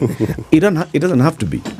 Once somebody, let's say, has let's say, the political parties are all mandated, and I like that idea, mandate them, let us have somebody representation of diaspora in the National Assembly. Let's say that every political party then will have at least 2 of its in the list of nominees to be someone from the diaspora. And I like the other idea. Then they'll come in with their credentials. And that should also actually just go across everybody who's being nominated. This person is youth. This is why we are nominating them. They have done this, and the other, and we believe that they have value. Once that person becomes a member of the National Assembly, they then are accountable to the people of Kenya across the globe, including those in the diaspora. Yes. They should champion for what is in the best interest of the people in the diaspora. I don't know who in the diaspora, for example, will come and say that, no, do not allocate money to IEBC so that you can register more Kenyans, or don't allocate money to IEBC so that we can have electronic voting for people in the diaspora. I don't see who would argue against that. I don't see who would argue against talking about how can we harmonize or encourage more Kenyans to actually send money back home, because the remittances are good for this country in what they do, whatever, this and the other, or haven't. who'd be arguing against that. And if those that argue against it, that is fine. That is the whole issue of democracy. Yeah. Let them argue, let them propose something better. Yeah. If there's something better, let this leader accept that there's another better idea. And that's how I was telling them that, yes, we have this proposal. If you see it is not nice, counter it with another one. Then let's weigh in and see which one is viable. Because there are some things, if you overstretch, the parliamentarians, the ones we have at the moment, they'll just be like, take it to trash. That's what they'll do. So we have been avoiding a lot of going deeper into the constitution amendment in our proposal as much as we want to, so that at least this one goes through. And I would say if it goes through, it will be the first time actually that a diaspora-led initiative has actually passed in Parliament. There has never been none. So incremental gains. Yeah. Okay. So you have put together your proposal. It's in a presentation. You're saying you met with the Justice and Legal Affairs Committee of the National Assembly yesterday. You have, who else have you met? You've met the Law Society of Kenya. LSK. Okay. What are you doing with them? What do you They're stakeholders in this conversation. JLAC, of course, is the one mandated to look at the elections legislation. LSK is very critical when it comes to oversight of this. And Madam Faith yesterday said that she gave us some questions on it to reason through, especially our proposal on unique identifier for the diaspora voters and electronic voting. It's a whole conversation. So LSK is very critical in this, and in case they don't implement, LSK can help us even to sue them as well. Okay. So we'll be meeting. So at this point, you're still in the drafting stage. Yes. It's a proposal. It's a proposal. You want input from the Law Society of Kenya. You want the members of the Justice and Legal Affairs Committee to look at it. We'll be meeting IBC today as well. IBC as well, asking them. Yeah. And then what? What are the steps? So after we have engaged these stakeholders, of course, we cannot legislate it in Parliament. We leave it to the JLAC to now take the next step. Do you want to draft a complete bill and take it to JLAC, or do you want to take a proposal and leave it to Parliament, a member of Parliament to take it as a private member's bill? What is the route? So I want to get the route where it gets to first reading in the National Assembly. Yes. So we looked at various ways on how this can go through. We can do the government sponsor through the majority leader, Kimani Ichung'wah. Then you said, what are the percentage chances? We gave it 45%, because government has different priorities at the moment. Yeah. Maybe our legislation proposal may not be a priority for them. Okay. Then you said, get a private member to sponsor it. At what cost? Do you think this member will be influential across because this, election law in Parliament is very sensitive. Look at the current IBC. Yep. It's stuck. Yep. So we felt that JLAC be a committee amendment bill. So the JLAC, through the chair, Mheshimiwa Murugara, can now introduce it to the Parliament as a committee. JLAC committee proposal or amendment bill. Okay. Of course, we have done the legwork, but we leave it to them. That one has higher chances going to the first reading than using these other existing. Another option is as a private citizen. And you can imagine our Parliament going in as Danson to take a bill to the Parliament. To never there's also something else you can consider. From March next year, there's a chance that you'll have one more member of the diaspora who has considerable influence in this country, Raila Odinga. Yes. If he becomes chairman of the AUC, he will be a member of the diaspora. You can use him, go through, Junaid Mohammed, like this, like that, I will be going to see him, Baba. We are heading there to see him and wish him well for the AUC and to welcome him to the diaspora. Once we are hoping, we are praying for him to win, and we are hoping that he'll be able to whip his side as well. So we have those options. And we are praying that also Latiff and the team will support us on this. Because you play a very critical role in this whole conversation. You want Baba to be the chairman of diaspora in Addis Ababa? Yeah. We are hoping we'll be able to set out a department for diaspora in the African Union, so that we can have a more structured engagement in AUC with the African diaspora. Yeah. Okay. All the best. So we'll be following up on the progress that this is making as you go on, as you draft, as you come up with the draft, as you then it's being subjected to public participation. Karibu tena. Thank you so much. And always grateful to you and other people in the diaspora who tune into the Situation Room. Every day. Every whatever when time. I wake up, before I go, because when you guys start, it's normally 11 p.m. In Dallas. So before I go to sleep, I have to listen for 1 hour at least, based on the guests you have. So I have to tune in. Yeah. Very good. Yep. Very good. So we've been having Danson Mukile, who is from the diaspora. He is a strategist and leader of diaspora affairs, Kenyan living there, with proposals on how to make sure that more and more Kenyans are able to participate in elections in the future. In the next hour, we'll be telling you more about how you can go into private banking, right? And how private banking works for you. And this is courtesy of a bank that has been voted the best bank in private banking, not just this year, but they've won it so many times that they're like, been there, bought the ticket. Is our name Stanbic? Okay, then just add private banking in there, all right? We're doing very well. Keep it here for more conversations.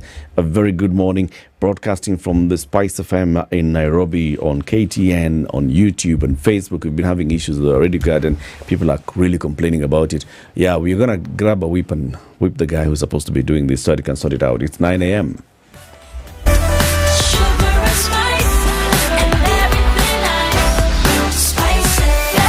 Spice up your life.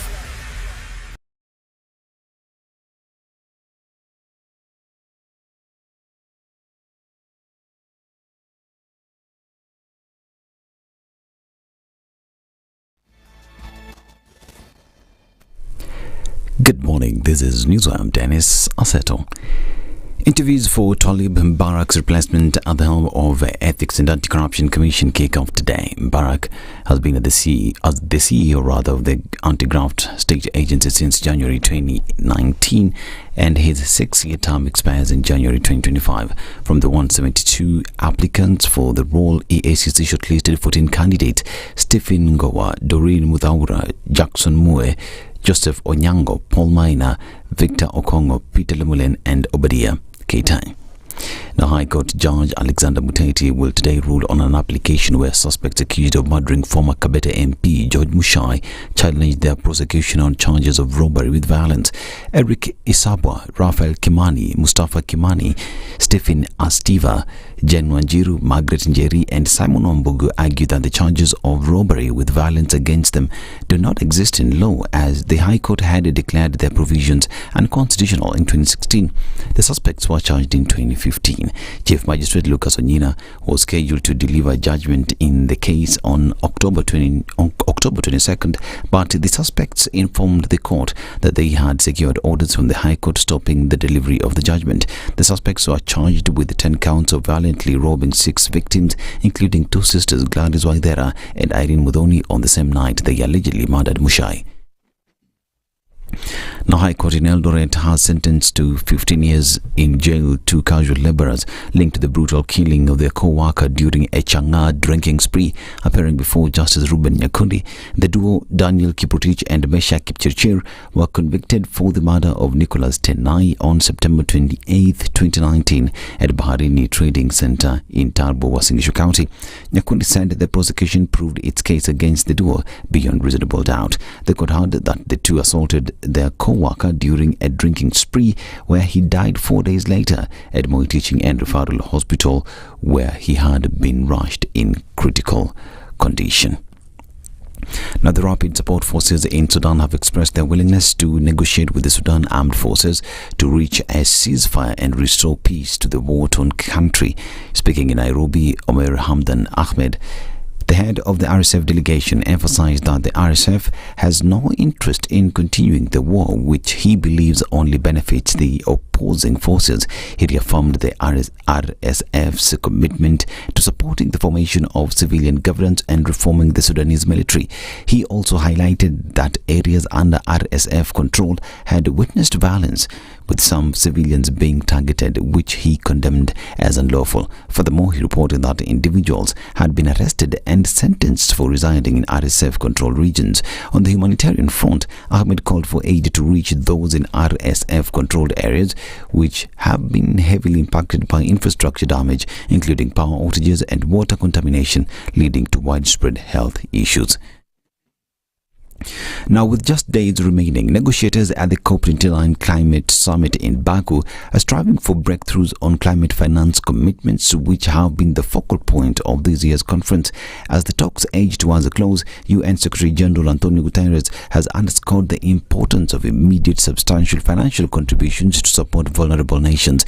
He warned that without serious action, the global adaptation finance gap could soar to $359 billion per year by 2030, a figure that would be devastating consequences for countries on the front lines of climate change. In his address, Guterres called on wealthier nations to follow through on past climate commitments, urging them to increase adaptation finance to $40 billion per year by 2045.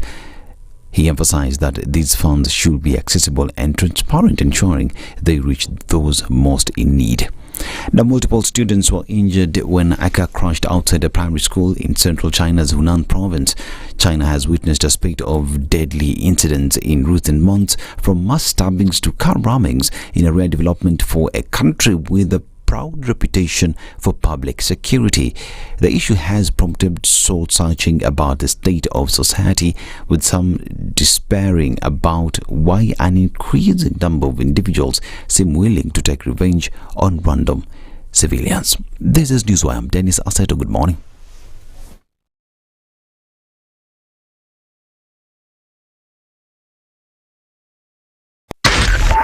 .4 Spice FM, Nairobi.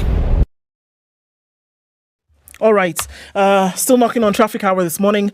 Lower Kabete going towards Spring Valley, busy. James Gishiro crossing over towards Wairimu and then out towards the city, busy. The inbound traffic on the Red Hill Link Road, not too bad right about now.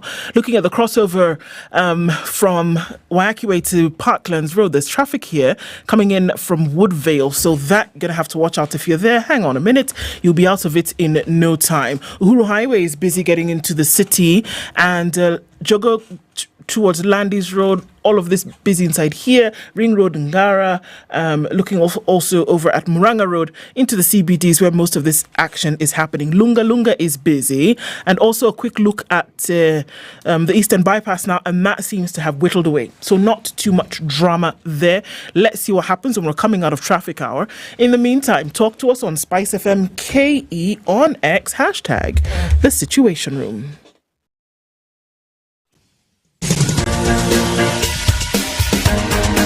This is The Situation Room, the home of hard-hitting political commentary and penetrating insights about the state of the nation. This is a talk radio experience like no other. The Situation Room, a place for hard truths, debates, and elevated conversations. The Situation Room, witty, political, engaging, deep, controversial. In the room, we have C.T. Muga, researcher, academic, seasoned political observer, a fountain of wisdom in these politically uncertain times. Ndu Okoh, Nigerian by birth, Kenyan by choice, communications expert, Pan-Africanist, a truth seeker and believer in people power, and Eric Latiff, agent provocateur, the man in the chair, seasoned journalist, news hound, a man who believes in punching up, not down.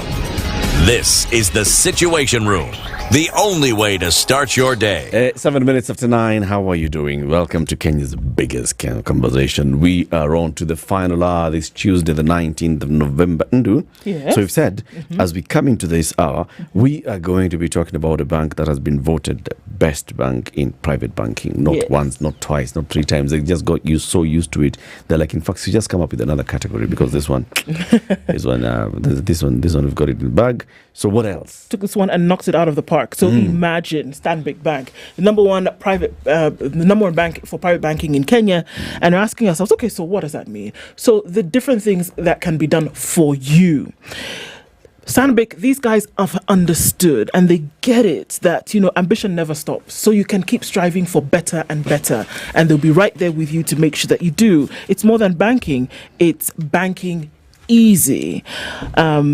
So imagine things like the MasterCard Golf program, 24/7 concierge. I kind of like this one because you're wondering, somebody's at your beck and call 24/7. Pick up the phone. Hey, I've got this problem. Somebody's there to answer you and to give you a solution for it. Travel benefits. So when you're traveling from country to country, from destination to destination, you can also be fast. You can get fast track services.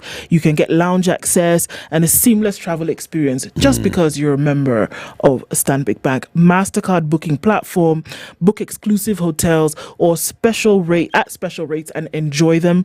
There's the educational discount depending on where you go. There's a global connectivity. There's global data roaming. Doesn't matter where you are, you can stay connected. And there's also art and culture, private exhibitions, cultural events that connect you with the art world and the most influential voices just because you're part of this private club. Stanbic. Kabisa. Let's now talk about trading, and there's something that's called online trading. City, I'm sure you've heard online trading. I have. I didn't say I understand it, but I've heard of it. You've heard of it, eh? Yes. In what circumstances have you heard of it? In what context? I've heard people talking about it. Yes. Because online trading is not online banking, eh? No. Online banking I understand because I have a bank account. That one you get. Yes. Online trading I have heard. And I've heard people talk about it, but I can't say I actually understand it. Not many people actually get to understand what online trading is all about. Yes. And nowadays we are seeing so many of those billboards or online trading, or so you're doing what? And you go online on social media, you're saying somebody advertising, you online trading. Is online trading the same as this FX trading that we see? I really don't know because, you see, I keep asking myself, when you talk about online trading, my mind goes to something that I understand with reference to trading. Okay, meaning I want to buy this and someone wants to sell this. Yes. Okay, I want to sell my furniture and somebody wants to buy. Okay, in my mind. That's what you see. Basics. Or I have something to sell and I need to sell it sold in another country. And then I go online maybe to advertise it. That's as far as my understanding of this thing goes. Or I'm importing and somebody's exporting, or I'm exporting and somebody's, importing. Then I purchase. Abby? Yeah. But I get the impression it's a little more complex than I understand. I think so. And that's why we have the CEO of Windsor Brokers Kenya, Martin Mora, with us today so we can learn this thing. Martin, good morning. Morning. How are you? I'm good. Welcome to the hot seat of the Situation Room. Thanks for having me. Karibu sana. Happy to be here. Tena zaidi. Thank you. So uko na pesa ama online trading is about unauza mboga na matunda through an online portal? Moving from known to unknown. Yes. I believe every one of you have at some point you have tried to buy dollars, right? From the bank exchange, right? Because you want to, let's say, travel, you want to buy a car, you want to import or something, right? Now, with the recent volatility of the dollar, there are people who are buying dollars to hold, waiting for it to get to 200, or they used to say, right? 250. Yes. It didn't happen. However, what we do, we provide a platform for people who want to buy for speculative purposes, right? Speculative, for those who are waiting for it to gain value, like they can make a margin out of it. So that's what we do. We provide such a platform. Do you provide a platform or do you provide the dollars? We provide a platform, a trading platform. Now, with the platform, we offer different products. You can trade different products, right? Look at it like a market for tradable international products, right? So, to start with, you can trade currencies, right? Okay. If you want to go to the bank and buy for speculative purposes, waiting for it to gain value, you can do that on our platform without getting delivery of the product, without getting hold of the dollars, right? If you want to trade stocks, international stocks, we provide a platform for the same. So we are only known, most people know us for online Forex trading, but it's just actually one of the products. I see. Yes. You shall explain. You have a lot of explaining You have to explain, because even as he has spoken, it's not as though my understanding has increased. But at least I know there's money here being traded. Yeah, and there's a platform. And there's a platform where you can trade money. That one I've gotten. I want to know whether the platform is keeping the money. But Siti, welcome him with the day's proverb. Well, I shall. Our proverbs for this week are from the Republic of Burundi. Do not look up a tree that you know you are not supposed to climb. Do not look up a tree that you know you're not supposed to climb. Martin, what's your interpretation? If if you look at it, you'll get the thoughts, right? So do not get to a place that you feel that if any aspect of you getting into it, it will something bad will happen. So, for instance, I look at it, if you know you're a recovering alcoholic, do not go near a bar, right? That's why. Temptation. Avoid areas of temptation. Exactly. You put it very well. That I'm not going to add to. So that I know alcoholic na bar. Tosha. Clear. So let's get back. Yes. So you provide a platform as Windsor Brokers, right? Yes. And this is about online trading. So online trading is, we'll use the example of Windsor Brokers so we can understand. Yes. I want to buy the dollars, okay, for whatever reason. Maybe I want to buy dollars because I want to purchase something and I need Forex to buy it. Okay. Or I want to buy dollars so that I keep the dollar, right? I want to convert my currency into dollar. Yes. I'm dollarizing myself. So I come to the Windsor Brokers portal. Yes. And then what? Now, let me take you back quite a bit. Let's go back. As I said before, people buy dollars for two different reasons, right? One as a means of exchange because you want to buy something, or for speculative purposes, right? Speculative purposes because you want to make a margin. You want to buy at 120, hold it at 160, or buy at 160, hold it to 200, right? Now, for us, we come to solve that problem. People who are buying for speculative purposes, right? Okay. So that's where we divert ways, right? Now, you want to buy for speculative purposes. So what you do, you come to the Windsor Brokers portal, you open an account with us. What do we give? We give a platform, a trading platform, right? Where you can be able to view how the markets are moving. Different markets, the dollar is trading at these, the euro is trading at these, and then from there you can be able to buy and sell your currencies. So it's basically the same way that you trade shares, right? I know CT have traded shares for many years. Probably. All right. Since you're on air, I will agree with you. From listening to you for many years, for many days, right? Now, if you have traded shares, you find that initially people used to. I tend to think you used to go to a brokerage, you get a share certificate and all that, right? Yes. It changed, right? Nowadays, they give you a platform where you can be able to buy and sell. It's exactly the same thing. This buying and selling, I understand. Yes. Now, with currency, I'd like you to just explain it just a little bit more. I register and I'm part of this platform. Yes. Okay? Yes. Now, when I'm trading, it means I either want to sell or I want to buy. Yes. Okay? Yes. So, how does the buying and selling take place? And at what point am I supposed to pay money? At what point am I can I expect to receive money from selling?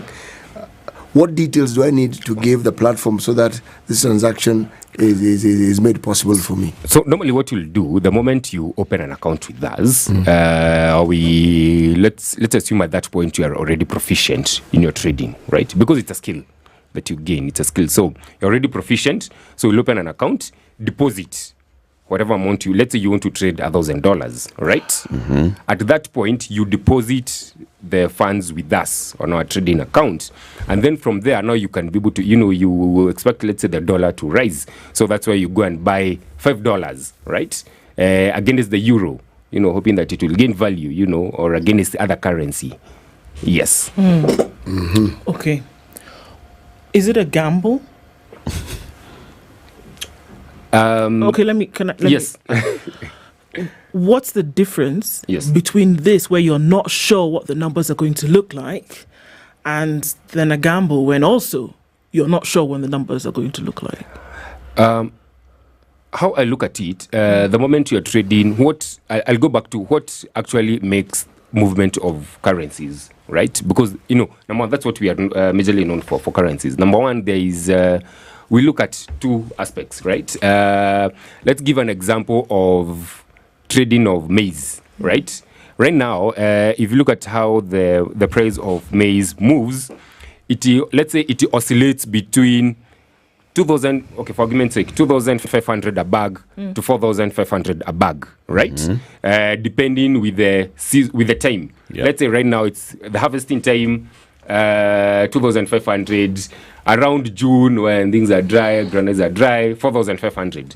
So there's that oscillate. So you know for a fact, if I buy maize right now at 2,000, I will sell at 4,000 in. And now on our end, it's what we call technical analysis, kind of. You know that, right? Then there is other aspect of, at some point, let's say in Kitale,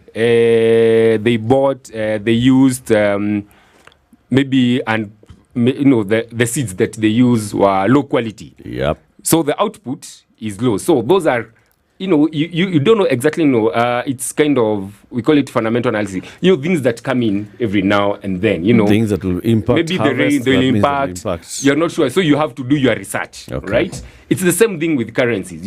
At some point, the dollar against the euro, it oscillates between these prices. However, there are other factors that will impact. Let's say elections, let's say Middle East wars, Brexit, or things like that. Yes. So, and that's the difference. With gambling, you cannot be able to tell, you throw a dice and that's it. That's the end of story. However, when it comes to trading, there are all these factors that you need to understand. That's where the issue of training comes in, understanding economics, understanding geopolitical issues and all that. So yes. I said, so this is what, you've just taken me back to school. I have to understand all these things in order to trade on that platform. Unfortunately, yes. And not climb a tree. And the reason is, CT, I'll take you back to the issue of maize, right? If you don't understand, number one, the pricing of maize, right? You don't understand the seasons, right? And the high impact areas where if the output is high, it will affect the pricing. You cannot trade maize, right? So at least you need to understand. And initially, back in the days, that's why you used to learn by apprentice. You work with your aunt who sells maize. You understand the business before you get into it. It's the same thing. Yes, you have to understand. So the same thing. Have some basics. Have some basics.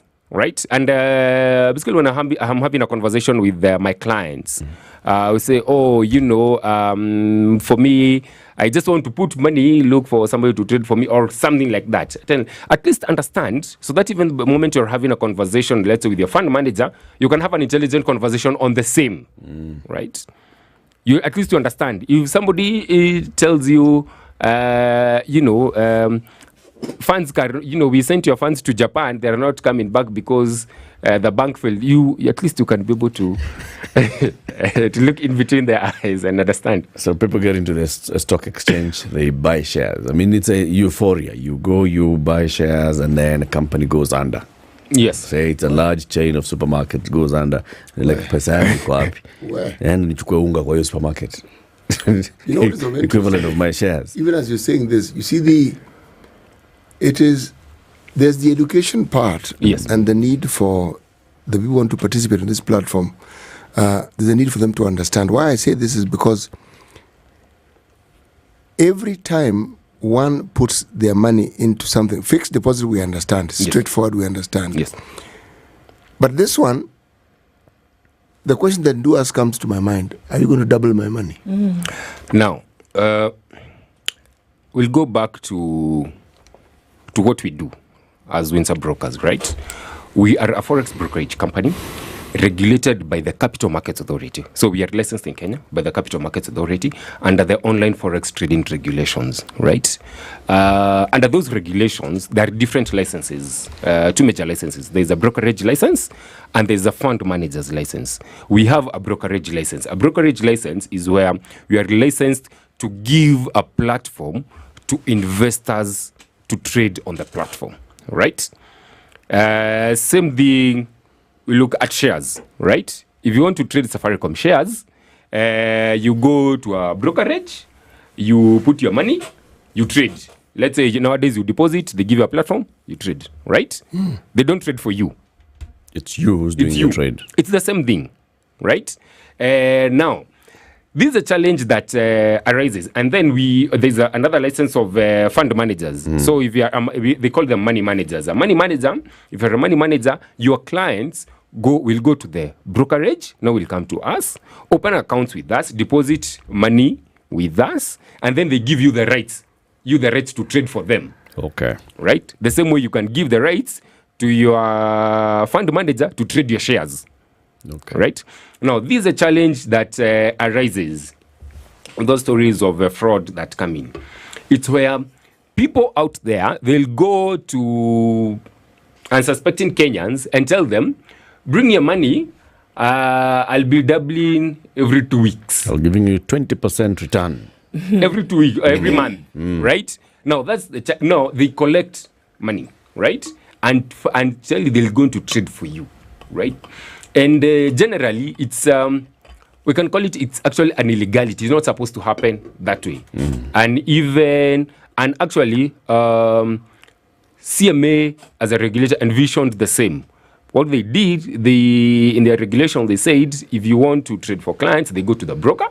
They open accounts, put the money with the broker. So the money sits with one person. You're given the rights to trade, right? So even when the money doubles, they will not come to you. If you double this person's money, they'll not come to you. They'll go to the broker and withdraw the money from there. So those are must be two separate entities. So two separate entities. Right? So you cannot be my broker and my fund manager at the same time. No, because you have both licenses, for example, right? You cannot as Windsor brokers. Yes, you've got both licenses. No, we have one license. You only have a brokerage license. So we give a platform. We don't trade for clients. Okay, we give them a platform, and those who don't know how to trade now, we train them. Okay, yes, and then you can now go to somebody else who's been given a license to be a money manager. Yeah, so if they want to, somebody wants to, they want somebody to trade for them, they'll go now to the money manager. Okay. And also on CT, we don't charge. It's free. It's part of investor education. And what we have tried to, it's a department that we have really tried to grow, right, in different ways to make sure that we have everyone has access to education. It's free, it's accessible, and also training tools. It's understandable, and it's getting clearer. Do we have an economy that supports this business well? I can say we are in between. We are we are a developing economy, right? In my career, I've had experience with different jurisdictions: Kenya, South Africa, Egypt, majorly Africa. At some point, I was head of sales for a company in Africa. Got exposure to Europe, Australia, and I can say the markets there are much bigger than we are. However, I can say as compared to other African jurisdictions, we are somewhere actually. As much as the economy is not, we are somewhere. So there's an economy that supports, but we still don't. We are yet to have a full transition from brick and mortar business to kind of financial markets, right? Even if you look at international investment managers, they kind of shun away Kenya and say that the Kenyan investor is still keen on making their own decisions rather than being told by what they're going to do by an investment banker. Okay. Yes. They're illiterate. No, they're not really illiterate.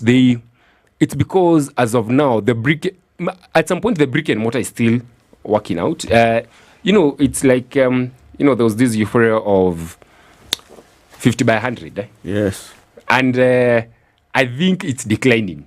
If you speak to land brokers, they tell you, I cannot remember the last time I sold a piece of 50 by 100, right? It's going down. But also it's because at some point, the really solid, investments people are making in investment, they have kind of dried down, right? Okay. So you are being taken 100 kilometers away from civilization for 50 by 100. It doesn't make sense. So now people are now moving moving from now putting their money to the 50 by 100 and looking for an alternative places. For an alternative that you are going to. Yes. Before we go to a break, I want us to take all the steps back and start again. Yes. Okay. online trading, this is what online trading is, and this is what it's not. Yes. This is who an online trading broker is, and this is who they are not. Just those two, and then we shall take a break. We come and continue now from that point. Okay. What is online trading?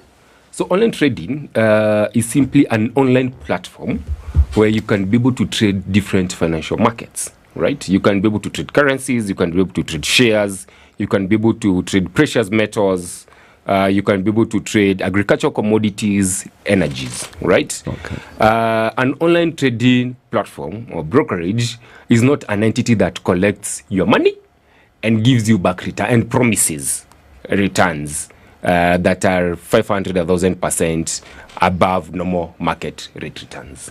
Yes. And is regulated by the Capital Markets Authority. Regulated by the Capital Markets Authority. Okay. Yes. And on this platform... And a tax-paying entity by the... On this platform, I can choose what I want, either of those things. I can choose to trade in commodities and I'll find maize, beans, rice, whatever. Yes. I can choose to trade in currencies and I can find the various denominations, dollars, euros, pounds, whatever. We have at least 60 currency pairs, actually. I can choose to trade in gold and other precious metals. Silver, platinum, yes. And I can choose to trade in all of them. Yes, you can choose to trade oil, gas. Real estate. Okay. Yes. Do I have to open an account and deposit money with a broker? Yes, you have to. So the money sits with the broker? Yes. So in regards to that, as per our regulations, you deposit money with the broker. So the broker holds accounts with regulated banks in Kenya, where that's where we hold our client accounts, right? Okay. So because unlike, let's say, banks, we have segregated accounts, right? We have operational accounts and we have client account. So the client account, that's where we hold our client money and we report on the same to the Capital Markets Authority. Okay. Yes. In what denomination? We hold in Kenya shillings and basically because we trade in Kenya shillings and dollars, so we hold both in Kenya shillings and dollars, but we report on the same. Okay. Yes. If I'm buying gold, I'll be buying in what currency? Majorly you choose. You can choose what you want to trade, and you can either choose to trade in euros or dollars. Majorly we offer dollars, so you'll basically trade in dollars. Okay. Yes. And then I want to withdraw. How do I get my money out? You choose whether you want to withdraw in dollars or you want to withdraw in Kenya shilling. If you deposited in dollars, because of anti-money laundering, process, so you deposited from your dollar account to our dollar account. So the moment you withdraw from we send you money from our dollar account to your dollar account. I see. Yes. Okay, time then for that break. We are learning this morning about online trading and what it is not, the regulations surrounding this particular trade, online trading. Martin Mora is the CEO of Windsor Brokers Kenya, and he's here. Windsor Brokers Kenya is regulated by the Capital Markets Authority. It's also licensed as a brokerage by the Capital Markets Authority for online trading, and it's the online Forex trading regulations, right? Yes. Yeah. So we're going to learn a lot more about this as we talk about this, and we're talking about also how to grow your wealth with courtesy of Stanbic Bank. Kenya's #1 private bank says offering you quite a lot. And it's interesting because it's yet another week for you to win 25,000 shillings. And you ask yourself, okay, so how do I go about that? Well, tell us of the elements of living joyfully, banking easily, investing and leaving a legacy. How has that affected or how has that impacted how you bank with Stanbic? If you have an account with Stanbic or you've opened one, let us know what that is like. And by Friday, you could be the winner of 25,000 shillings, courtesy of Stanbic Bank. It's Kenya's #1 private bank. This is the Situation Room, the only way to start your day.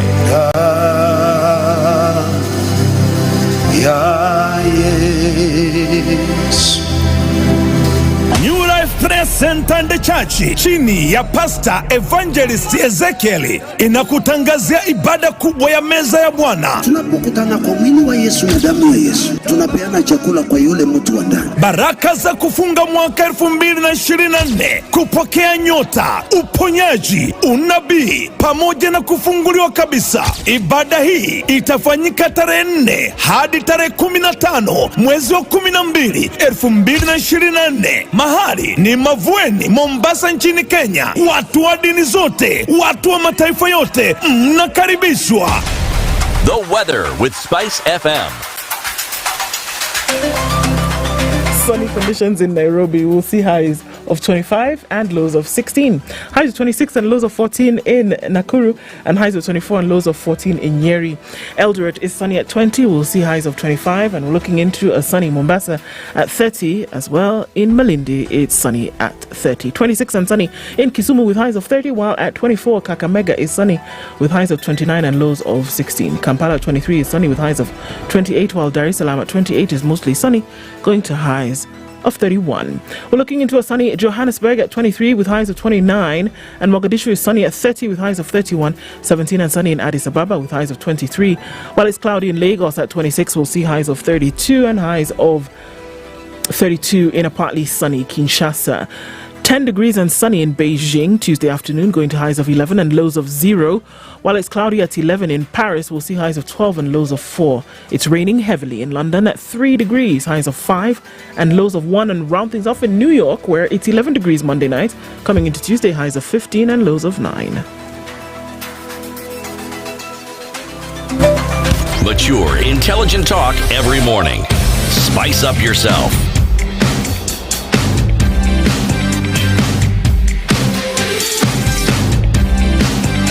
Mornings done right. 94.4 Spice FM, Nairobi. Right, our conversation continues with Martin Mora, CEO of Windsor Brokers Kenya. But we'd like to get onto your website as we talk about all these things so people can see. What's the website? www.windsorbrokers.com. windsorbrokers.com. Get there and do. Okay? So, Windsor Brokers regulated by and licensed by the Central Bank, no, by the Capital Markets Authority, right? Yes. And this is just to allow for you to conduct online trading. We have seen a lot of fraud in this particular space. Yes. Basically, just people complaining that we were doing some online trading, and then one day we woke up and the portal had closed, and we don't even know, and our money is gone. It's an online trading, so it doesn't have to be domiciled in Kenya. You're just buying. I mean, it's international. You're buying foreign exchange, and you're trading in gold and other things. So it's not even domiciled here. What you just need to know is that you'll make your money. Others say this person came to church and was given an opportunity, and they took the kamweke to hijja to the people and to tell them you shall make money because money does not grow on trees. To hijja what? And they put in money. Uh-huh. And even their pastor says, you know what, brother so-and-so is a trustworthy fellow. Kidogo weeks later, brother so-and-so disappears from the town. Not seen again.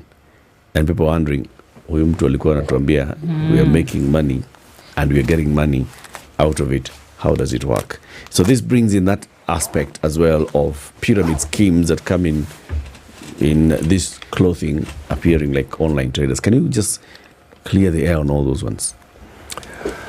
Okay. Normally, one distinction that you'll find majorly with the pyramid schemes, with the church stories, is that it erases from one thing: give me your money. Give me your money, right? Yeah. And it can be anything. So the most popular thing, it's actually it's online forex trading. I'm trading forex, but there have been others. My mom once told me of a lady who told them that bring me your money. We are importing cutlery from Turkey and selling at 5 times the price. It's the same thing, right? So the thing is, they all rise from give me your money, I'm doing this. Give me your money, I'm doing this. And actually, I shall give it back to you. I shall give it. And actually, that is so. And the most convincing story is I'm trading forex. I'm trading gold. When people hear that. So that's the most convincing story. But generally, are they doing that? No. Yeah. Because that's the question that every person, every unsuspecting Kenyan should ask themselves. Are they trading? Are they are they actually trading? Are they doing what they claim to be doing? Yes, are they doing what they claim to be doing? How can I tell? Number one, ask them, are they licensed? Right? Are they licensed by the Capital Markets Authority as fund managers? Yes or no? Right? Now, how are you going to trade? They'll ask you, I'm going to collect your money, then I'll put it in a broker. Like, why can't I myself open the account with the broker and put my money there? Right? Yes. Because number one, now there is the moment you collect your money and put it with the broker. Now you're in charge of your funds, right? So even if the trading might not go well, you can be able to see because you get your reports, your trading reports, and all that, right? So the question is just follow the proper procedure. Someone will tell you, I've come to this village and I'm helping you to open the account with your broker. Yes. Okay. So I'm teaching you how to do it. I'm opening for you the account with your broker, and here's your account, but I'm the one who's open, so I've got all the credentials. And I've told you that I've put your money here in the broker. This is your share certificate or whatever they'll give you. Yeah. And if you put your money there, I give you access to the portal where you'll be seeing the arrows going up every day and the numbers just going up, and showing you how your wealth is growing on a daily basis. These are things that are happening out there, Martin. How do we avoid this? You see, the thing is, investors as individual, we should cease being ignorant, right? Treat your money the way you treat your bank account, treat any other investment the same way, right? Because you're just moving your money from the bank accounts. Because you never get instances where people say, even with this online banking, this person opened my bank account, they got their login credentials, then my money The best one is M-Pesa. M-Pesa, yeah. Nobody will tell you that so-and-so created my M-Pesa account. So why should it happen with the money? So it's ignorance. I mean, we should treat every investment with the seriousness that it deserves, right? The same thing with even when you're saying that you open an account. I gave them $500,000. $500,000, it's money that will buy you a proper 50 by 100. Why did you let that person get their name on the title? Because they were helping you, and then they'll transfer to you later when you penalize. It doesn't happen that way. So why should it be that way? Right? Yeah. So I think it should be treated with the seriousness. People, investors should treat this issue with the seriousness that it deserves. Right? If it's your money, you're opening an account. Where is the company domiciled? Visit the offices. We have offices. Visit the offices. Give them a call. Look at their website. Right? If investors, and that's why I tell clients, before you put your money, that's why we offer training, so that you can be able to have an intelligent conversation with whoever is giving you this story, right? Yeah, go to the CMA website, whether these people are, check whether they are regulated, right? Yeah, because at least in Kenya, a bit systems work. It's really like that's a jurisdiction you will find yourself with a fake bank, where you can, it's a bank that didn't happen, right? Because it has happened in some places, yes. But I think people should treat it with the seriousness. Yes. The other reality is that there are regulated and unregulated funds, even in this market. Okay, there are people who will put money.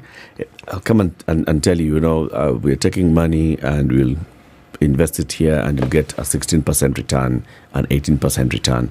And the others will tell you, actually, it's true. I got my 16 or 18% return out of it. And they'll even show you this is a company that is registered in Kenya. Here, we pay taxes. This is our KRA. This is our PIN. These are our tax obligations. We do income tax. We do VAT. We do all these other taxes. These are our obligations. And we have a proper board, and we have a proper structure in place. And if you ask them, are you regulated by the CMA? They'll tell you no. Because the law also allows us to operate this way. So it could be the same thing. Is it this? Can someone come and tell you that we are trading in Forex, but we do not have to be regulated by the Capital Markets Authority? No. Or we are trading in rice and beans, and we do not have to be regulated by the Capital Markets Authority? The thing is, they'll never tell you they're trading in rice and beans because you understand. You yourself, you understand that business. When they tell you they are buying about big business here, we're talking about import, Bana. We're talking about import and trading. We are bringing in a ship. It's docking at the port, and this is beans that are going to South Sudan, and half of it is going to Somalia, and then this is rice that's going to. Okay. It's large, big commodity business. Yes. It happens, but the thing is, maybe the reason we don't hear up. It happens, I think, because you have had instances of somebody who was taken to a government office, then cleaned 100 million. You have had that story. Yep. So the reason maybe affects in online forex trading, you hear a bit more, because a lot of it touches the common mwananchi, the Wanjiku. Right? So that's why they'll go in a certain town, small, clean, 10,000, 20,000, 100,000 there. Yep. That's why you hear a bit more, because it affects a larger population. But it's not that it's necessarily a lot more than it happens, in other industries, right? But the problem is it's the sheer ignorance that people treat with it. You don't want to do your due diligence, because due diligence is very important. And how I look at it, is number one, when somebody says, "Oh, I received," yes, because Peter pays Paul. It's such a you receive here, you pay the first few guys. You create kind of a structure. People. These people you have paid, who have been paid, are your cousins, brothers, and they become your ambassadors, right? Yeah. The other thing is, we are going to make, this kind of certain percentage. We are going to do 100%, 200%, 22%. It's too good to be true, right? Because you're like, you ask them, they're telling you, give me 20,000 or 100,000, I'll be giving you 20%, right? However, ask them, if you're given to give me this amount and you have the money, you are rich, why don't you just trade your money? Why do you need my money? Right? Why do you need my money as an individual? Because you are easily going to make, how much am I paying you? You'll be paying me 10,000 or 20,000 per month. But you are making much more than that. Why do you need my money? To help you, man. Yes. So just to spread the blessing. Have the audacity to ask the hard questions, the tough questions that people don't want to ask.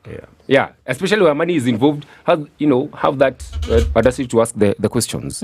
Yes. How do you know what to trade in? Because we see a lot of people who say now that you can get into online trading and you can essentially do a full-time job, just making profits a little bit here and there.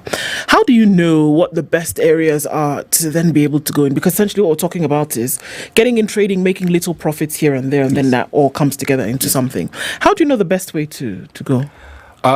No, it goes back to skill, right? And information. Remember, we offer different trading products, right? So let's say you have a specialty in trading of energies, oil, let's say. So that's what you concentrate on, right? So we look at how much Nigeria, Saudi Arabia, they are drilling, whether there is any conflicts in the international markets, right? How much supply is maybe US holding, right, in their reserves. You just need to understand, let's say, because that's the information that will guide you on how much you expect this information to move, right? But it's your understanding, you understand the US so well, you understand the US dollar, how it moves, and that's how you get the information. So it basically depends on your skill set as an individual. That's what will guide you on what to trade. But generally, on our end, what do? We technically offer our clients training in our offices online on how to understand how to do their research, because we just basically understand how do you do your research and all that. Yes. So let's just be clear again. So once I come to Windsor Brokers, and I open an account, and I put in money, you don't trade with that money. No. It is my job. If I want to trade, it's me to come and initiate a trade. Yes. And what does trade mean? I'm looking for a way to elongate that answer. But trading is simply whether you're buying, you are taking out, which position are you going to take? Okay. Right? Whether you're buying or selling. As simple as that. Okay. Right? However, the procedure is not that short because the moment you open an account with us, we have a team system that gives you a call, understands basically what you are looking for, right? For instance, you're saying that you're looking to put to trade your pension. We tell you, no. Don't put your pension money. Don't put your pension. Because these is a risky product. Because we do a client profile. We tell you, and it's an active trading product, right? Okay. I think for you put your money elsewhere, low risk products, right? Then from there we understand what you are looking for. So if you're pretty new, now we get you, go for training and all that, right? If you are looking to, first you have trained before, you're not really proficient, we give you a platform. We call it a demo account. It's basically a simulation, right? A simulation where it's the same as the actual market, right? So you want to start with your $1,000. It's a simulation. You do with $1,000. You practice with it. The moment you are comfortable, the moment you can see that you have consistency, now that's when you can put down your funds. Okay. You can risk your funds. So we just don't tell you you're new, straight put down your funds. No. Yeah. And there's no time limits, on how you can, on the practice period. You can do it with at your own pace. Typically, what are people doing? What have you seen people doing? So they come in with money, of course. Maybe it's in shillings. Yes. And they tell you, Martin, I have 100,000 shillings. I want to open an account with you. And once I open the account, what do you see them doing? Are they buying one currency and keep trading on that currency? Or are they buying cross currencies? Maybe they got $1 at this point, and then they've moved on and bought a pound here, and then they moved on and bought a euro. And are they doing this kind of thing? Majorly we see for people trading for major products, we see a lot of trading of euro versus the dollar. We see a lot of gold, right? We see a lot of indices, S&P 500, the US S&P 500, Standard Poor's 500. We see a lot of that. What? That's the stocks? That's an index. So what are the people doing? That's trade. It's a product. It's a tradable product. The index itself? Yes. Yes. So that's what we see across. And it also depends with the background that people are coming from, right? So let's say bankers. Let's say you're a banker. You see a lot of bankers trading currencies because that's what they trade. People who are... So it also depends with how you are introduced to the business, right? And over time, as you understand the business and you understand your research, now you can be able to choose what exactly you want to trade. So it boils down to, because there's so much that you can do. It basically just boils down to your proficiency. You look at it as combining, you have Mudhuru or whatever is being traded there, it's online. NSC, what is being traded there, it's online. Magari and Ngong Road. It's online. Yeah, because because on our platform we have Mercedes shares and whatever, but it's online. So from there, what you're proficient with, and that's now what you can trade. What's the difference between doing this and buying government paper, bills and bonds? I look at it as fixed income, passive versus active investment, because government bonds simply it's you loan to the government, right? The same way, let's say when banks are looking to where to put their money, you'll have Undu coming to you and telling them, "Hey Latiff, I need 1,000 shillings here. Look at do I give City who has higher probability of paying, right? Same thing when you are loaning to the government, you can either loan to the government or you can loan to your friend who has higher probability of paying. So it's simply bonds is you are loaning to the government, right? As simple as that. So you can't say it's really an investment. There's no active investment. You're just giving a loan out there. Yeah. So maybe what you can compare is trading shares. Let's say you want to trade Safaricom EBL shares, right? It's same thing. However, on our end, what you're doing you can still trade the same. Okay, in general, as of now, we are not offering local shares, but you can still trade other shares. Yes. So it's basically active trading. Okay. Yes. In a more volatile market.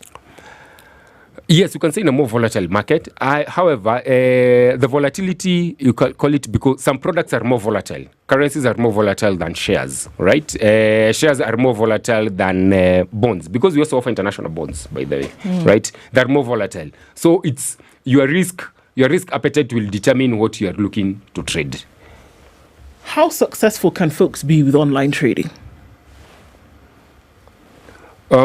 I look at it in terms of the success rate is determined by your skill and your effort. Yes. Like any other business, right? Like any, as Latiff was saying, let's say Magaria, Yangong Road, right? There are very many different dealers, but their success is determined by the effort, by the sales team, by, it's the same thing. In trading, your success is determined by your skill, right? How much do you understand your product? How much are you risking? How much effort are you putting in on the product? That is what determines your success. However, at the same time, I think you see a lot of stories of young guys with big cars, and that's not the real story, right? The real story is it's an investment product like any other. However, the probability of because it's an open, let's say, unlike bonds where you are limited, you're told you are going to be paid 16% fixed, right? So this one it determines, right? For instance, if you look at I think APLC shares, they moved from around I think a shilling or to some, I think like they doubled or tripled in price just recently. It's the same thing. I mean, but you don't hear people talking so much about it. Right?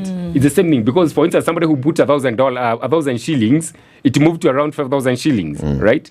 So it's not so different, right? Even in FX, let's say you can, when you're trading, you can get a good move and take advantage of it, right? Okay. Yeah. Are there restrictions to how much I can open an account with? How much I can withdraw on a daily basis at any time? No, we don't put in restrictions because it's your funds. You have full access of your funds. So I can come with as low as 10 bob? No. We ask our clients to start with around $100, right? But there's nothing much you can be able to do. The return based on $100 is not much, right? So those is for people who are actually training, right?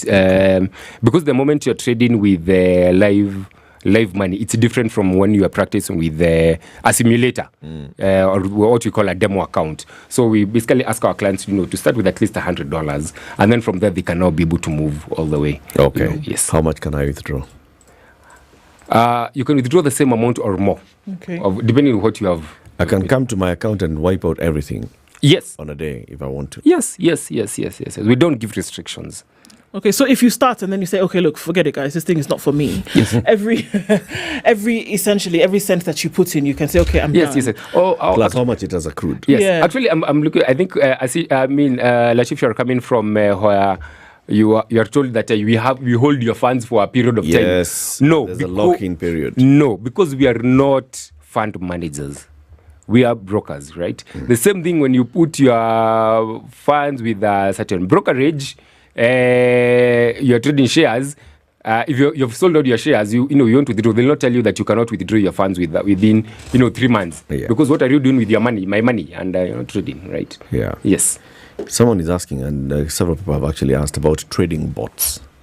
What are trading bots?